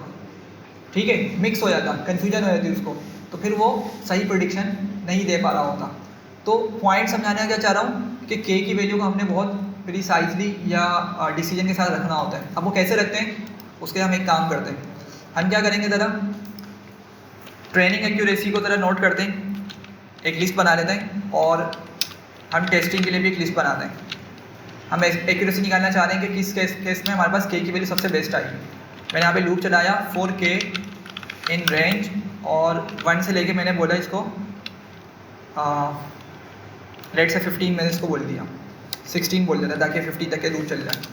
सही है, क्या करेंगे, अगेन मैं एक ऑब्जेक्ट बनाऊंगा KNN के नाम से, मॉडल क्या होगा, के नेबर क्लासीफायर, और यहाँ पे n नेबर्स कितने रखूँगा, मैं के रखूँगा। सही है, जो बारी बारी ऊपर से लेकर आ रहा है नंबर उसको ले आए। अच्छा, फिर क्या करूँगा, मैं मॉडल को KNN डॉट फिट करूँगा, और क्या क्या प्रोवाइड करूँगा इसको, x ट्रेन स्केल्ड और y ट्रेंड्स को प्रोवाइड करूँगा। ठीक है, यहाँ से मॉडल क्या हो जाएगी, यहाँ से मॉडल की लर्निंग हो जाएगी उस नेबर के हिसाब से जो हमने के रखा हुआ है। अगर 1 रखा है तो 1 के हिसाब से उसकी लर्निंग होगी, 2 रखा है तो 2 के हिसाब से उसकी लर्निंग हो जाएगी। ठीक है, फिर नेक्स्ट हम क्या करेंगे, इसका स्कोर कैलकुलेट करेंगे। तो मैं लिखूँगा KNN डॉट स्कोर, और इसको बताऊँगा x टेस्ट और y टेस्ट। ठीक है, ये आपको याद होगा कि हमने ना लीनियर रिग्रेशन में पढ़ा था कि LR डॉट स्कोर करके हम एक चीज़ लिखते थे। ठीक है, उसमें क्या होता था, देखिए R2 स्कोर पता है ना, R2 स्कोर क्या होता है, R2 स्कोर आपके पास कैलकुलेट होता है किस फॉर्मूले की मदद से, 1 minus SSR over SSM, sum of square error made by regression divide by sum of square error made by mean line. ठीक है, और अगर इसको सिंपल करें तो हम R2 स्कोर का फॉर्मूले के अंदर क्या भेजते थे, वैल्यूज़ को हम भेजते थे y टेस्ट और y प्रिडिक्ट, ये हम वैल्यूज़ भेजते थे। ठीक है, अब ये क्या करता था कि y टेस्ट को जो मेरा एक्चुअल डेटा है आउटपुट वाला जो मैंने स्टोर करके रखा हुआ है उसको कंपेयर करता था प्रिडिक्शन वाली वैल्यूज़ के साथ बारी बारी। ठीक है, और जितना भी डिफरेंस होता था उसका उसकी एक हमें वैल्यू लाकर बता दिया करता था इस फॉर्मूले के अकॉर्डिंग। इस फॉर्मूले के अकॉर्डिंग हमें एक वैल्यू लाकर बता दिया करता था जो कि 0.0 से लेके 1 के दरमियान होती थी, माइनस भी हो सकती थी समटाइम्स। ठीक है, लेकिन जितना 1 के करीब होगी उतनी R2 स्कोर को हम क्या बोलते थे, अच्छा बोलते थे। सही है, तो यहाँ पर भी ये क्या करने वाला है, अब ये R2 स्कोर है ना, अगर हम R2 स्कोर को यूज़ नहीं करते तो एक और तरीका होता है, हम जो लीनियर रिग्रेशन का ऑब्जेक्ट बनाते हैं ना LR बोल के या कुछ भी उसको नाम दे देते हैं, अगर मैं LR डॉट स्कोर को यूज़ करूँ, मेथड है, अगर मैं इसको यूज़ करूँ और मैं यहाँ पे अगर इसको बताऊँ x टेस्ट और इसके बाद क्या बताऊँ y टेस्ट, पता है क्या करेगा मॉडल, समझे जरा बात को। R2 स्कोर में हम क्या कर रहे थे, दोनों y वाली वैल्यूज दे रहे थे, टेस्ट वाली भी और प्रिडिक्टेड वाली भी y की वैल्यूज थी। लेकिन स्कोर जब मैं मेथड यूज़ कर रहा हूँ तो मैं इसको क्या दे रहा हूँ, x टेस्ट, जो कि मैंने सेपरेट किया था टेस्टिंग पर्पज़ के लिए, और उसकी y टेस्ट क्या थी, एक्चुअल वैल्यूज थी। तो मॉडल अब यहाँ पर क्या करेगा, वो इस x टेस्ट के अगेंस्ट सबसे पहले तो प्रिडिक्टेड वाली वैल्यूज़ को निकालेगा।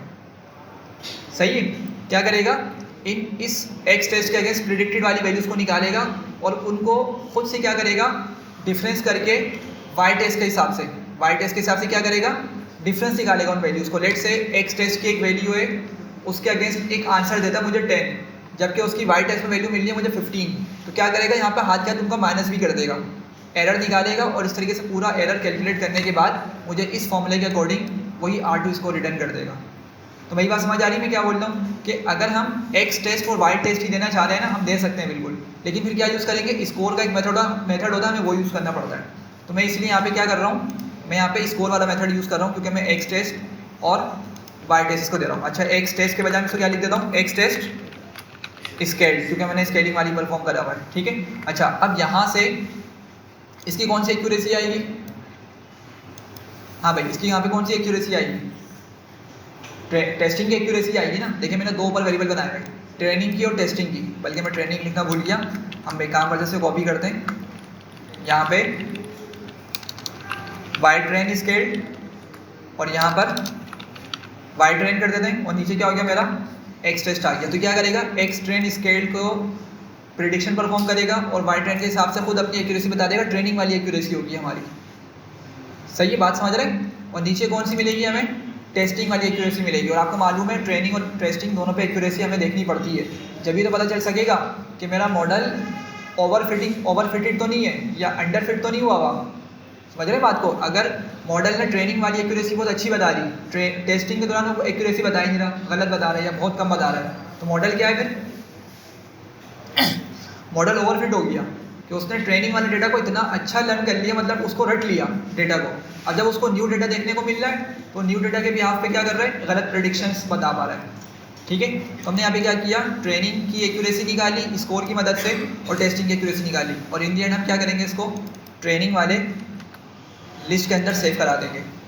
हाँ भाई, तो अगर मैं इसको इस तरह से लिखूँ, ट्रेन डॉट अपेंड, और मैं इस पूरी वैल्यू को उठा के क्या करूँगा, अपेंड करवा दूँगा। सही है, समझ रहे बात को। यहाँ से मुझे वैल्यू मिलेगी, अंदर वाली कमांड से मुझे वैल्यू मिलेगी, और उसको मैंने क्या बोला कि मेरी ट्रेनिंग वाले के अंदर एक्यूरेसी को अपेंड करा दो। और सिमिलरली मैं क्या करूँगा, टेस्टिंग के लिए भी यही काम करूँगा, टेस्ट डॉट अपेंड, और यहाँ पे आके मैं इस तरह ब्रैकेट बना दूंगा। ठीक है, और अगर आप चाह रहे हैं कि इसकी वैल्यूज़ भी देखें साथ साथ, तो हम एक प्रिंट की कमांड चला लेते हैं। यहाँ पे प्रिंट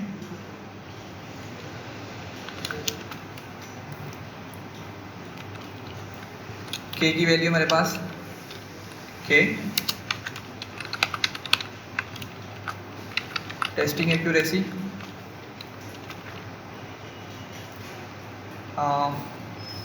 किससे मिलेगी, अगर मैं इसको पूरा उठा लूँ मुझे यहाँ से क्या मिलेगी, टेस्टिंग की एक्यूरेसी। ऐसी है ना भाई, इस पूरी चीज़ से ही टेस्टिंग की एक्यूरेसी मिलेगी। और अगर आप बोल रहे हैं ट्रेनिंग भी देखनी है साथ साथ, तो ट्रेनिंग भी हम लिख लेते हैं, ट्रेनिंग एक्यूरेसी, और यहाँ पर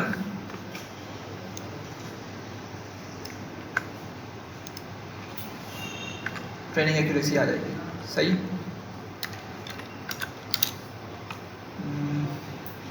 सही है।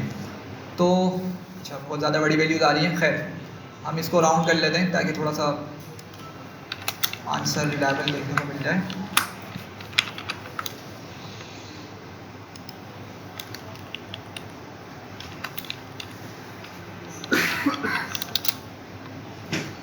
ओहो, 1 पे ले आया, छोड़े, डायरेक्ट कर देते। हाँ, वो टू डेसिमल प्लेसेस कर देना।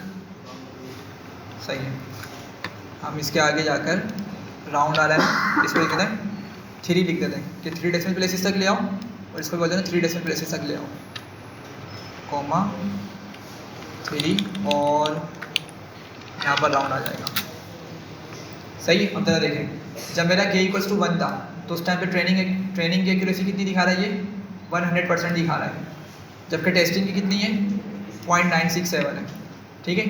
और फिर आपकी ट्रेनिंग की एक्यूरेसी थोड़ी कम हो गई, ठीक है। क्या हुआ हुआ यहाँ पर कि जब हमने दो डेटा पॉइंट्स रखे, मतलब जो हमने दो नेबर्स को कंसिडर करने का बोला, तो इसने मे बी के किसी दूसरे वाले जो अलग डेटा पॉइंट था उसको भी अपने पास कंसिडर कर लिया, ठीक है। किस तरह कंसिडर किया, देखिए डिस्टेंस बेस हो रहा था। ये जो पॉइंट्स की सिलेक्शन होती है किस बिहाफ पर हो रही होती है, डिस्टेंस के बिहाफ पर हो रही होती है।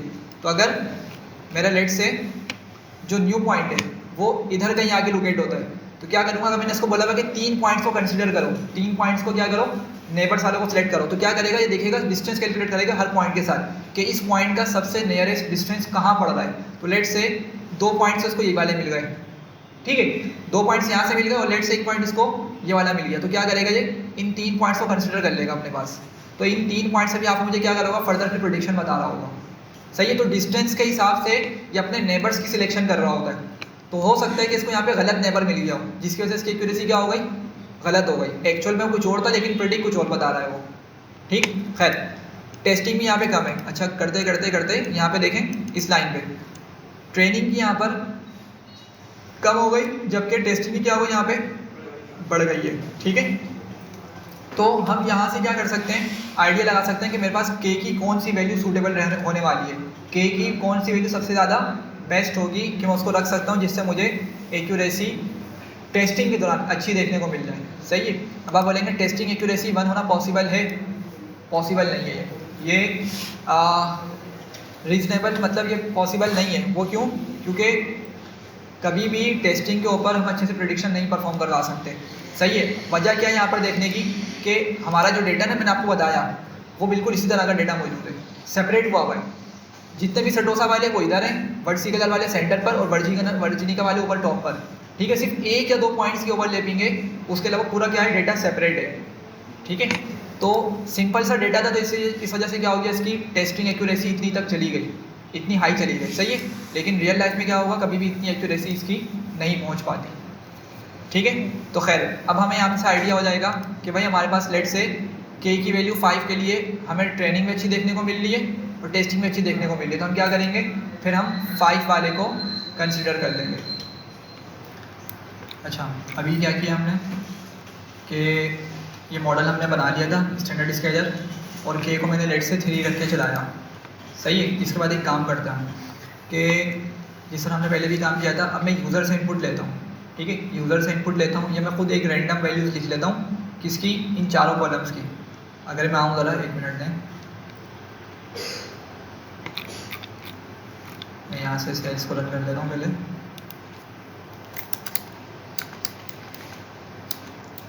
फिट हुआ, प्रेडिक्शन करवाई,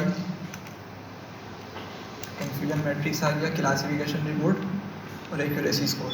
अब लेट से मैंने यहाँ पे क्या किया, एक न्यू फ्लावर के नाम से मैंने एक वेरिएबल बनाया, एक न्यू डेटा मैं ले रहा हूँ, ठीक है। यूज़र से हो सकता है या मैं भी फिलहाल के लिए खुद से इन वैल्यूज़ को कंसिडर कर रहा हूँ। और आपको मालूम है कि अगर मैं एक्स के कॉलम्स निकालूँ तो वहाँ पे 4 कॉलम्स मिलेंगे, sepal length, sepal width, petal length, petal width, सही। तो मैं इनकी यहाँ पे 4 वैल्यूज़ कंसिडर कर लेता हूँ, ठीक है। कुछ भी रैंडम कंसिडर कर लेता हूँ। लेट्स मैं बोलता हूँ 5.8 और सेपल विड्थ है लेट से 1.3, पेटल लेंथ है 6.2 और पेटल विड्थ है उसके बाद लेट से 3.45, सही। ये मैंने न्यू फ्लावर का डेटा बना लिया, जो कि हम यूजुअली यूज़र से ही ले रहे होते हैं, ठीक है।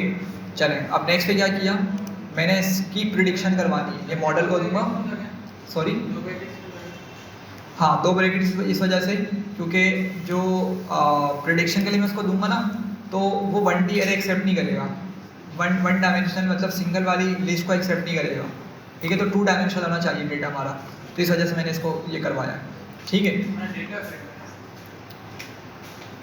ये तो मेरे पास एक सिंपल सी लिस्ट बन रही है अभी, ठीक है, एक सिंपल लिस्ट बन रही है, लेकिन फिर भी हमें क्या करना पड़ेगा, सिंपल लिस्ट को भी 2 डायमेंशनल बनाना पड़ेगा, ठीक है। डेटा फ्रेम नहीं है, डेटा फ्रेम तो मेरा क्या है, एक्स है, याद होगा आपको, एक्स मेरा क्या है, डेटा फ्रेम है। देख रहे हैं डी टाइप ऑब्जेक्ट दिखा रहा है, तो डी टाइप ऑब्जेक्ट करके हमें कहाँ देखने को मिलता है, पांडास के ऑब्जेक्ट्स में देखने को मिल रहा होता है। तो अब सबसे पहले क्या करूँगा, इसका सबसे पहले तो मैं स्केल करवाऊँगा, ठीक है, स्केल करवाऊंगा। और स्केल क्यों करवा रहा हूँ? क्योंकि मेरा डेटा मैंने उसको स्केल करके मॉडल को ट्रेन करवाया था, सही है। उसको इतनी बड़ी वैल्यूज़ के बारे में पता ही नहीं है, उसको स्टैंडर्ड स्केलर के मुताबिक जो वैल्यूज़ देखने को मिली हैं उसको उसके बारे में नॉलेज है, ठीक है। तो अगर मैंने उसको ये वाली वैल्यूज़ दी, आंसर गलत बता देगा वो। तो मैं इसलिए क्या करता हूँ, यहाँ पे स्केलर लगाता हूँ और स्केलर डॉट क्या करूँगा, फिर ट्रांसफॉर्म या सिर्फ ट्रांसफॉर्म, हाँ भाई, फिर ट्रांसफॉर्म या सिर्फ ट्रांसफॉर्म, सिर्फ ट्रांसफॉर्म होगा, ठीक है।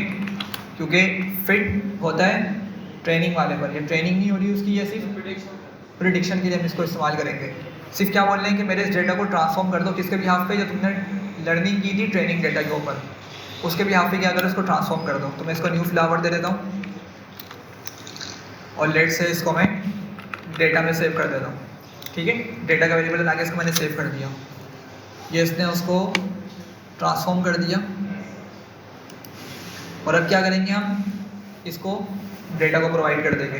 तो मैं बोलता हूँ KNN डॉट प्रिडिक्ट और मैं इसको क्या बताऊँगा, डेटा प्रोवाइड करूँगा, सही है। तो मुझे क्या बता रहा है, 2 बता रहा है। मतलब मैंने जो इसको एक रैंडम वैल्यूज उठा के दी थी वो किस वाले फ्लावर्स के साथ मैच कर रही हैं, वर्जिनिका वाले से मैच कर रही हैं, सही है। और अगर आपको इसका डेटा निकालना है तो हम क्या करेंगे, यहाँ से इसकी इंडेक्सिंग परफॉर्म कर लेते हैं। तो मुझे क्या मिल गया, 2 मिल गया। और आपको भी मैंने ऊपर एक चीज़ सिखाई थी, अगर मैं आइरिस डॉट टारगेट नेम्स लिखता हूँ तो मुझे क्या दिखाएगा, ये जो मतलब टारगेट कॉलम्स के वेरिएबल्स हैं या टारगेट कॉलम्स की जो वैल्यूज़ हैं वो मुझे दिखा रहा है, यूनिक वैल्यूज़ को दिखा रहा है। तो अगर मैं इस वाली चीज़ को उठाकर इसके आगे लिख दूँ टारगेट नेम्स, और आई थिंक मुझे इसको इस तरह से लिखना होगा, तो क्या आ गया, वर्जिनिका। इस तरीके से हमने फ्लावर को निकलवा दिया, ठीक है। तो क्या बता रहा है, ये प्रेडिक्शन बता रहा है कि वर्जिनिका वाला फ्लावर होगा, क्योंकि उसकी जो सारी वैल्यूज़ हैं थोड़ी सी बड़ी हैं, ठीक है। तो खैर हम इस तरीके से यूज़र के डेटा को इस्तेमाल कर सकते हैं प्रेडिक्शन निकालने के लिए मशीन लर्निंग मॉडल पर, ठीक है। अच्छा, अब एक क्वेश्चन पीछे आया था अभी मेरे पास कि ये जो कन्फ्यूजन मैट्रिक्स हमने निकाला है, हमने इसको 2x2 में पढ़ा, मतलब 4 वैल्यूज़ होती हैं टोटल, ये 4 वैल्यूज़ आ रही, इसका क्या मतलब है ये समझ नहीं आ रहा। तो कहाँ गया, ये रहा, देखें समझे बात को, 3 हो 4 हो, अब मतलब 3x3 हो 4x4 हो, आपको समझना है किस तरीके से एक्चुअल और प्रिडिक्टेड के लिहाज से, सही है। देखें एक्चुअल में जो मेरा फ्लावर है वो ऊपर 0 वाला है, सेटोसा, ये कौन सा हो गया, सेटोसा, ये वर्सिकलर और ये वर्जिनिका। जबकि प्रिडिक्टेड बता रहा है ये वाला सेटोसा बताएगा, ये वर्सिकलर को बताएगा और ये किसको बताएगा, वर्जिनिका को। हमने 0/2 के हिसाब से लिख लिया।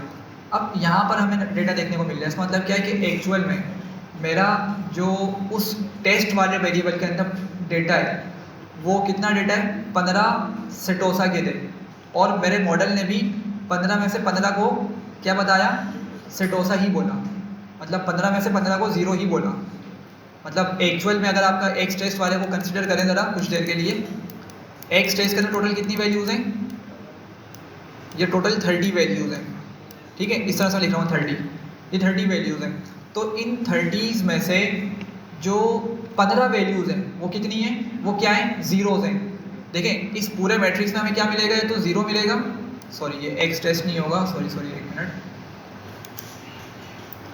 ये होगा वाई टेस्ट ना, ये वाई टेस्ट होगा, सही है। वाई टेस्ट के अंदर अगर एक्स टेस्ट में 30 वैल्यूज़ है तो वाई टेस्ट में कितनी होंगी, 30 वैल्यूज़ होंगी। तो 30 में से 15 जो वैल्यूज़ हैं वो क्या है, 0 है, ठीक है। 15 में से 0 कितने आ रहे हैं उसमें, 13 में से 15 ज़ीरोज़ हैं, ठीक है। तो मेरा मॉडल भी क्या बता रहा है, उन तमाम ज़ीरोज़ को ज़ीरोज़ ही कंसिडर कर रहा है, मतलब उन तमाम सेटोसा फ्लावर्स को सेटोसा ही बोल रहा है। तो जब भी हमें यहाँ पर 15 देखने को मिल गया, अगर मुझे यहाँ पर 1 या कुछ और नंबर देखने को मिल जाता बराबर में, 1 के नीचे 2 3 कुछ, तो मतलब क्या होता कि मेरा जो मॉडल है वो 15 को तो सेटोसा बोल रहा है, एक्चुअल में भी वो सेटोसा है और वो प्रेडिक्टेड भी सेटोसा निकल कर आए, लेकिन मेरा मॉडल यहाँ पे गलती करे। लेट्स यहाँ पे मुझे 3 देखने को मिल जाता तो मैं क्या बोलता कि एक्चुअल में तो वो सेटोसा थे, लेकिन मेरा मॉडल को क्या बता रहा है, 3 को वर्सिकलर बता रहा है। समझ पा रहे हैं बात को? हाँ भाई जल्दी से बताइए, क्लियर हो रही है बात? अच्छा नीचे आ जाते हैं ज़रा। एक्चुअल में क्या है, वर्सी कलर है, ठीक है। तो मेरा मॉडल उनमें से 10 वालों को तो सही वर्सी कलर बता रहा है, मतलब एक्चुअल में मेरे पास इस डेटा के अंदर 10 मरतबा क्या मौजूद है, 1 आया है। इस वाई टेस्ट वाले डेटा में 10 मरतबा 1 देखने को मिला है, तो मेरा मॉडल उनमें से भी क्या कर रहा है, 10 को 10 मरतबा सही बता रहा है।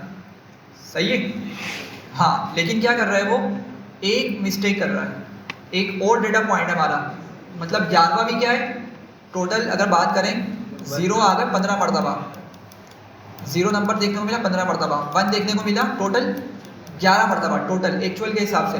लेकिन मेरा मॉडल उसको 10 मरतबा सही बता पा रहा है, बस एक में अभी भी मिस्टेक कर रहा है। तो ये जो 1 दिखा रहा है ना, 1 एक्चुअल में है क्या, वर्सी कलर है। 1 जो नंबर सॉरी 1 जो नंबर है वो वर्सी कलर फ्लावर है एक्चुअली, लेकिन मेरे मॉडल ने उसको उठाई क्या बता दिया, 2 बता दिया कि वो वर्सी कलर नहीं है, वर्जिनी का है। तो एक यहाँ मिस्टेक कर रहा है मॉडल, समझ रहे बात को। एंड सेम यहाँ पर कि लास्ट वाला वर्जिनी का है, कितने वर्जिनी का कि एक्चुअल में 4 है, मेरे मॉडल ने उसको 4 ही बताया कि हाँ भाई 4 वर्जिनी का है। तो सिर्फ एक मिस्टेक कर रहा है मेरा मॉडल, बाकी देखें सब जगह 0 0 देखने को मिल रहा है, सिर्फ इस जगह के अलावा। तो मॉडल रिलेटिवली अच्छा ट्रेन हो गया, ठीक है। और ये किस पर ट्रेन हुआ, किसी के की पर्टिकुलर वैल्यू पर ट्रेन हुआ। वो हमने क्या रखी थी, 3 रखी थी यहाँ पे, सही है। हमने के की वैल्यू 3 रखी थी, n नेबर्स की वैल्यू को, ठीक है। और जब हमने नीचे इसकी पूरी सीक्वेंस चला के देखी लूप के अंदर, तो हमें आइडिया हुआ कि हमारी मॉडल की ट्रेनिंग कभी बढ़ती है, कभी कम हो जाती है, कभी टेस्टिंग बढ़ती है, कभी कम हो जाती है, सही है। तो हमें कॉम्प्लेक्स डेटा पर सही वाली के की वैल्यूज़ को निकालना होता है लाजमी, ताकि मैं अपनी ट्रेनिंग और टेस्टिंग वाली एक्यूरेसी को करीब करीब ला सकूं। और जिस के की वैल्यू पर मेरी ट्रेनिंग और एक्यूरेसी करीब मिल रही है, ट्रेनिंग और टेस्टिंग की एक्यूरेसी करीब मिल रही है, वो क्या होगा, मेरे पास के की आइडियल या बेस्ट वैल्यू कंसिडर की जाएगी। सही है यहाँ तक, आप इधर बताएं जल्दी से, क्लियर है। रिकॉल निकालना होगा, चले। अगर रिकॉल निकालना है आपने तो हम क्या कर सकते हैं, रिकॉल का फॉर्मूला हमें देखना पड़ेगा। रिकॉल का फॉर्मूला क्या होता था, true positive divided by true positive plus false positive, false negative, एक मिनट, हाँ ठीक है। True positive divided by true positive plus false negative, ये होता था, सही है। अच्छा, अब मसला ये है कि हमारे पास यहाँ पे 2x2 का तो मैट्रिक्स है नहीं, ये 3x3 का मैट्रिक्स है। तो हमें क्या करना पड़ेगा, हमें पहले इस कॉन्सेप्ट को दोबारा से थोड़ा सा रिकॉल करना पड़ेगा कि ट्रू पॉजिटिव मतलब क्या होता था, कि एक्चुअल में पॉजिटिव है वो। डेफिनेशन क्या थी, मॉडल उसको क्या बता रहा है, पॉजिटिव बोल रहा है, एक्चुअल में पॉजिटिव है, मॉडल में मेरा उसको क्या बता रहा है, पॉजिटिव बता रहा है, सही है। अच्छा, और फॉल्स नेगेटिव क्या होता था, कि एक्चुअल में तो वो हाँ, एक्चुअल में क्या है वो पॉजिटिव है, मॉडल उसको नेगेटिव बोल रहा है। यहाँ देख लें, ये हमने बनाया था अभी।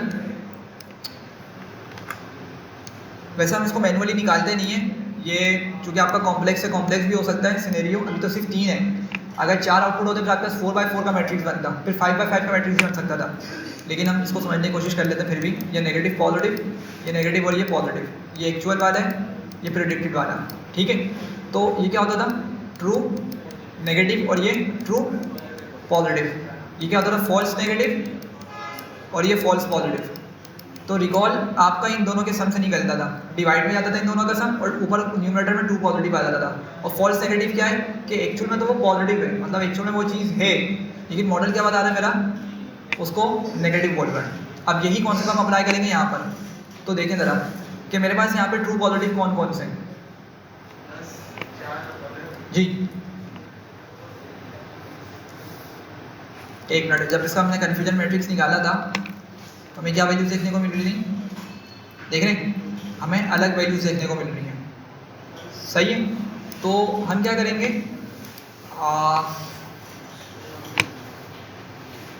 इसका किस तरीके से कॉन्सेप्ट था कि प्रिसीजन, ये देख रहे हैं, प्रिसीजन 3 मरतबा देखने को मिल रही है, इसी तरीके से रिकॉल 3 मरतबा देखने को मिल रहा है। तो चलो ट्राई करते हैं, मेरे माइंड से निकल गया, इसका मैंने फॉर्मूला देखा हुआ था।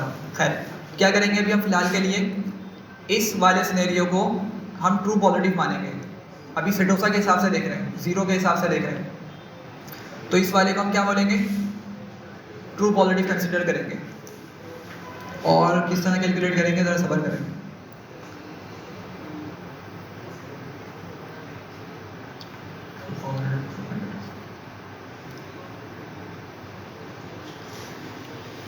यार ये मुझे ना 3x3 पे देखना पड़ेगा, मुझे इसका फॉर्मूला माइंड में नहीं आ रहा। ये चलेंगे तो फिर इन्फिनिटी पे पहुंच जाएंगे। हाँ नहीं, ये थोड़ा सा निकल जाएगा, मसला नहीं है, लेकिन मैंने इसका 2x2 की वजह से समझा था। मैं 2x2 का डिस्कस कर लेता हूँ अगर मेरे माइंड में है एग्जैक्टली, मतलब मैं आपको नेक्स्ट क्लास में कंप्लीट इसको बता दूँगा किस तरीके से होता है। वो तो सही है, लेकिन हम फॉल्स नेगेटिव का फिर सबको कंसिडर करेंगे। मसला असल में ये नहीं है, मैं फॉर्मूला लगा के वैल्यूज तो निकाल सकता हूँ, लेकिन बात बताइए क्या है कि हमें यहाँ पे 3 रिकॉल्स देखने को मिल रहे हैं, 3 ही प्रिसीजंस देखने को मिल रही है। सही है, तो मतलब इसी मैट्रिक्स को आपको 3 मरतबा सॉल्व किया जा रहा है, इसी मैट्रिक्स को, और इसी मैट्रिक्स की मदद से आपको 0 की भी रिकॉल प्रिसीजन मिल रही है, इसी मैट्रिक्स से आपको 1 की भी रिकॉल प्रिसीजन मिल रही है, और इसी मैट्रिक्स की मदद से आपको 2 की भी रिकॉल और प्रिसीजन देखने को मिल रही है। समझे, मतलब एक ही मैट्रिक्स है, वो आपको 3 तरीक़ों से इस्तेमाल हो रहा है। अब फ्लो बाय की अलग है। हाँ, अब वो किस तरीके से हैंडल हो रहा है, ये इसकी एक टेक्निक होती है, मेरे माइंड में फ़िलहाल नहीं आ रही, ठीक है, तो मैं इंशाल्लाह आपको नेक्स्ट क्लास में ना इसको क्लियर करवा दूँगा। ठीक है, फिलहाल हम डिसीजन ट्री का जो है ना थोड़ा इंट्रोडक्शन देख लेते हैं और समझते हैं कि क्या होता है। चलें, डिसीजन ट्री हमारे पास एक दूसरा क्लासिफिकेशन एल्गोरिथम है जो हम पढ़ेंगे। डिसीजन ट्री में क्या होता है कि हमारे पास एक ट्री की फॉर्म के अंदर हमारा डिसीजन होता है, ट्री की फॉर्म के अंदर डिसीजन लिया जा रहा होता है। जैसे आप इसको इस तरह समझें, आपने कहा कि लेट से आप में से कोई अभी इंटर क्लास का है, इंटर क्लास में है कोई? हाँ भाई, इस्लाम भाई कौन सी क्लास में? इंटर कर लिया, चलें एक थॉट लेके चलते हैं। इंटर में जो होता है ना बच्चा, उसकी ज़्यादा कोशिश होती है कि उसकी अच्छी परसेंटेज आए। सही, इंटर में है, उसने डिसाइड किया कि उसकी अगर परसेंटेज क्या हो गई 80 से अबव आ गई, ठीक है, तो कौन सी यूनिवर्सिटी में एडमिशन ले लेगा आराम से? एनडी में जा सकते हैं। अच्छी यूनिवर्सिटी में चला जाएगा। ठीक है, लेट से मिडिल क्लास है, तो सबका ड्रीम होता है एनडी पहुंच जाए। ठीक है, एनडी नहीं तो एनडी के बाद फिर दूसरा नहीं, फास्ट तो मतलब फीस वाइज बहुत ज़्यादा है, मिडिल क्लास के हिसाब से बात कर रहे हैं। नस्ट तो और ऊपर की है नस्ट, ठीक है, या तो कराची यूनिवर्सिटी का कंप्यूटर साइंस का डिपार्टमेंट आई थिंक, हाँ, या दाऊद, ये 3 यूनिवर्सिटीज़ हैं जो एक मिडिल क्लास बंदा इजीली अफोर्ड कर सकता है। ठीक है, तो लेट से उसने बोल कि अगर 80 से अबव आ गई परसेंटेज तो क्या करेगा, वो कहाँ चला जाएगा? एनडी में एडमिशन ले लेगा। अब एनडी में उसको कंप्यूटर साइंस को क्या पता ना मिले, लेकिन एटलीस्ट एडमिशन हो जाएगा। बाद में वो COT करा के, चेंज ऑफ डिपार्टमेंट करा के कंप्यूटर साइंस में जा सकता है। अच्छा, एक सिनेरियो तो हो गया, ठीक है, लेकिन पॉसिबल है कि 80% ना आए, तो अब क्या करेगा वो? क्या एडमिशन ही नहीं लेगा? लेगा ना भाई, कुछ तो करेगा ना। लेट से परसेंटेज आती है उसकी 70 से अबव आती है और 80 से नीचे होती है। ठीक है, 70 से अबव है उसकी परसेंटेज, तो अब क्या करेगा? लेट से 70 अबव पे 80 से नीचे मतलब 70 से 89 80 के दरमियान परसेंटेज, तो इसमें उसका अच्छे डिपार्टमेंट में एडमिशन नहीं हो रहा है एनडी के अंदर। अब क्या करेगा वो? किसी और यूनिवर्सिटी को कंसिडर कर लेगा। लेट से यहाँ पे हम बात कर लेते हैं KU में चला जाएगा वो। सही है, अच्छा, लेकिन अगर 70 भी उसकी परसेंटेज नहीं आती तो क्या होगा फिर? लेट से 60 अबव आती है और 70 से कम होती है, ठीक है, तो क्या कर सकता है वो? लेट से अब वो दूसरी यूनिवर्सिटीज़ को कंसिडर कर सकता है। ठीक है, दाऊद का वैसे ज़्यादा रैंक होता है, सही है, दाऊद का भी ज़्यादा हो गया है ना अब तो, अब ज़्यादा हो गया। ठीक है, पहले में तो मतलब 60 पे अच्छे से अच्छी मतलब परसेंटेज कंसिडर करते हुए भी एडमिशन हो जाता था, लेकिन लेट से चले 60 में हमने बोल दिया कि भाई दाऊद में चला जाएगा। ठीक है, और अगर 60 भी नहीं आई तो लेट से 50 के करीब उसकी परसेंटेज आ रही, तो अब क्या कर सकता है वो? प्राइवेट को देखेगा। प्राइवेट में फिर आपके पास कौन कौन सी आ सकती हैं? फास्ट में 50 पे परसेंटेज पे आइडिया नहीं होता, अच्छी परसेंटेज चाहिए होती है, लेकिन फास्ट में जो मुझे सुना है, खैर इकरा का हो सकता है, लेकिन सही है, इकरा में सब हर किसी का हो जाता है, तो लेट से वो इकरा को कंसिडर कर लेगा, इकरा यूनिवर्सिटी में चला जाएगा, या एंड सो ऑन। ठीक है, तो खैर ये क्या हो रहा है? डेटा को देखते हुए इस तरह का डिसीजन लिया जा रहा है। ठीक है, इसी तरह का डिसीजन हमारा कौन लेता है? Decision tree classifier. Decision tree भी क्या करता है? बिल्कुल इसी तरह के डिसीजन लेकर हमारे डेटा के अंदर एक ट्री बना देता है जिसके यहाँ पे क्या करता है वो फर्दर फिर हमें क्लासिफिकेशन करके दे रहा होता है। समझ रहे हैं बात को? तो ये आपका क्या है, ये आपका डिसीजन ट्री की एक एग्जाम्पल है। अच्छा, एक और एग्जाम्पल समझते हैं इसकी।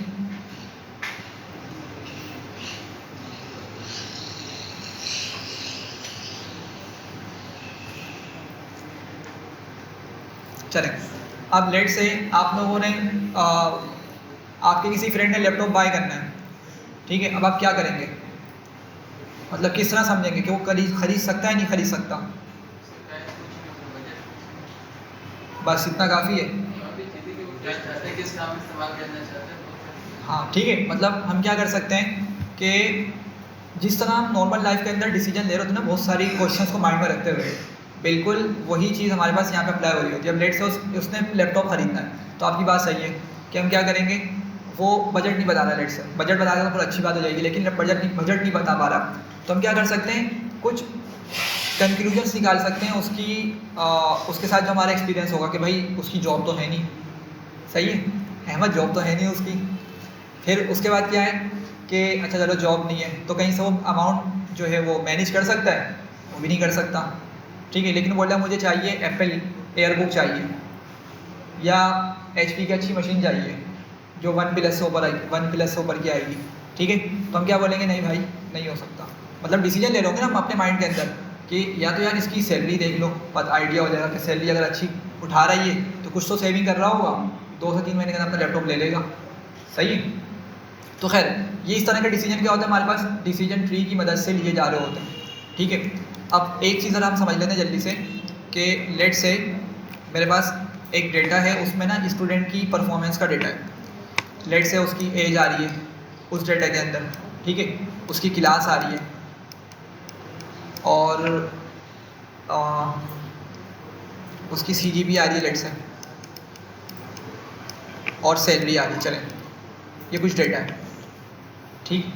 अब डिसीजन ट्री क्या करेगा कि वो इन पैरामीटर्स को देखते हुए अपनी लर्निंग करेगा, ठीक है, लर्निंग को मतलब मॉडल को ट्रेन करेगा। अब वो किस तरह से देखेगा, वो सबसे पहले ना यहाँ पर एंट्रोपी के बिहाफ पे कॉलम को सिलेक्ट करेगा। मतलब समझें कि मेरे पास जब भी डिसीजन ट्री बनता है ना, बल्कि यहाँ बताना भूल गया मैं इसको, ये कुछ टर्म्स हैं इसकी डिसीजन ट्री की।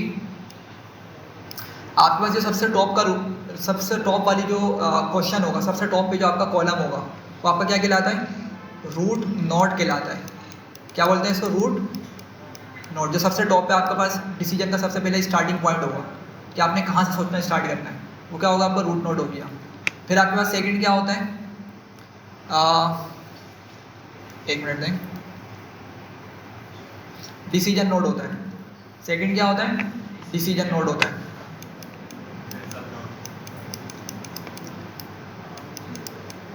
अच्छा, डिसीजन के बाद बिल्कुल आपके पास और फर्दर नोड्स हो सकते हैं, लेकिन अगर आपके पास एक लास्ट नोड आ गया तो इसको हम क्या बोलते हैं, लीफ नोड बोलते हैं।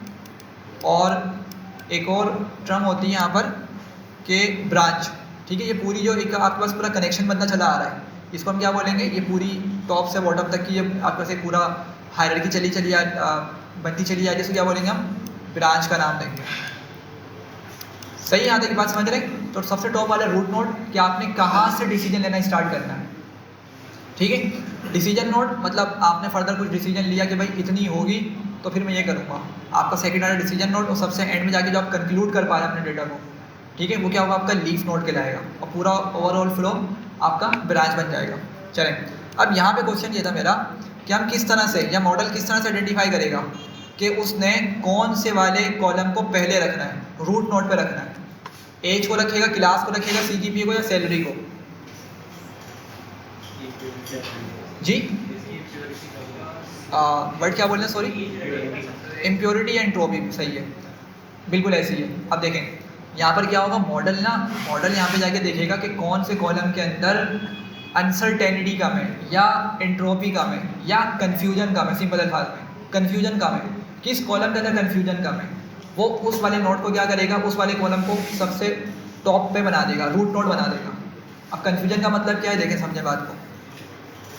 क्लास में क्या हो सकता है, क्लास में एज में क्या हो सकता है, एज में हमारे पास एक कंटिन्यूस डेटा आ सकता है, ठीक है। क्लास में हमारे पास लेट से हमने कंसिडर कर रहे हैं स्कूल की क्लास की बात कर रहे हैं, स्कूल क्लास की बात कर रहे हैं, ठीक है। तो या हाँ चलें स्कूल क्लास की बात कर लेते हैं। स्कूल क्लास हमारे पास लेट से 1 से लेकर 10 तक की क्लासेस आ गए, ठीक है। CGPA बेसिकली परसेंटेज की हम बात कर रहे हैं, CGPA बोल रहे हैं, परसेंटेज बोल रहे हैं, ठीक है। और हमें यहाँ पे परसेंटेज देखने को मिल गई और सैलरी देखने को मिल गई। तो इनमें से जो कॉलम सबसे ज़्यादा कन्फ्यूजन क्रिएट कर रहा होगा वो क्या होगा, हमारा रूट नोड बन जाएगा, सही है। अब किस तरह से हम इसको आइडेंटिफाई कर सकते हैं सिंपल एग्जाम्पल में, कि समझे बात को कि भाई एक मेरे पास सिनेरियो लेट से मुझे बताएं ज़रा, यहाँ पे कुछ पॉइंट्स मौजूद हैं, ठीक है। ये सिनेरियो ए है, एक सिनेरियो बी है जिसमें मेरे पास ये सर्कल्स हैं,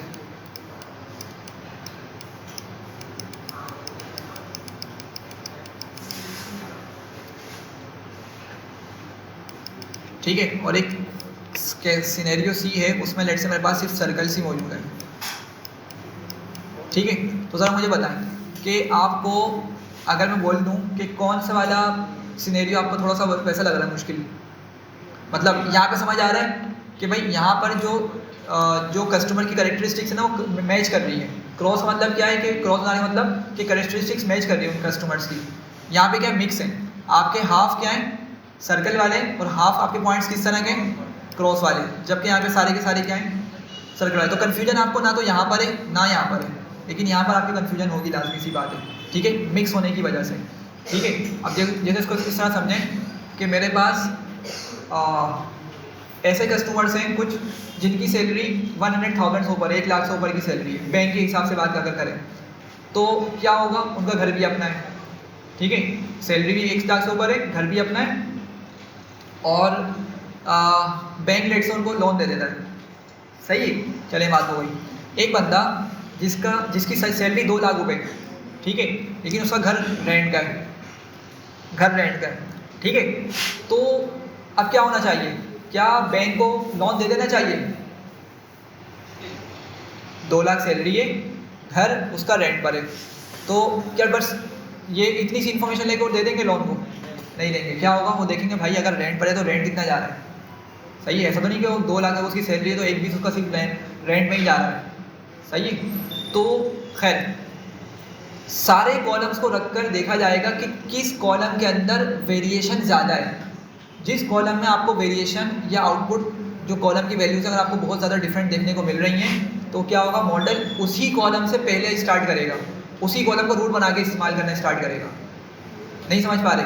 देखें यहाँ पे कन्फ्यूजन ज़्यादा होगी, क्योंकि कन्फ्यूजन अगर ज़्यादा हो गई ना तो फिर आपकी स्प्लिटिंग आसान हो जाएगी, डेटा को ट्री में कन्वर्ट करना आसान हो जाएगा, ठीक है। हम इसको नेक्स्ट क्लास में फर्दर डिस्कस करते हैं, लेकिन बस ये समझें कन्फ्यूजन यहाँ ज़्यादा होगी जिस कॉलम के अंदर, मतलब कन्फ्यूजन ज़्यादा होने का मतलब कि उसकी जो वैल्यूज़ है ना बहुत फ्रीक्वेंटली चेंज हो रही है या बहुत ज़्यादा वैल्यूज उसमें देखने को मिल रही है।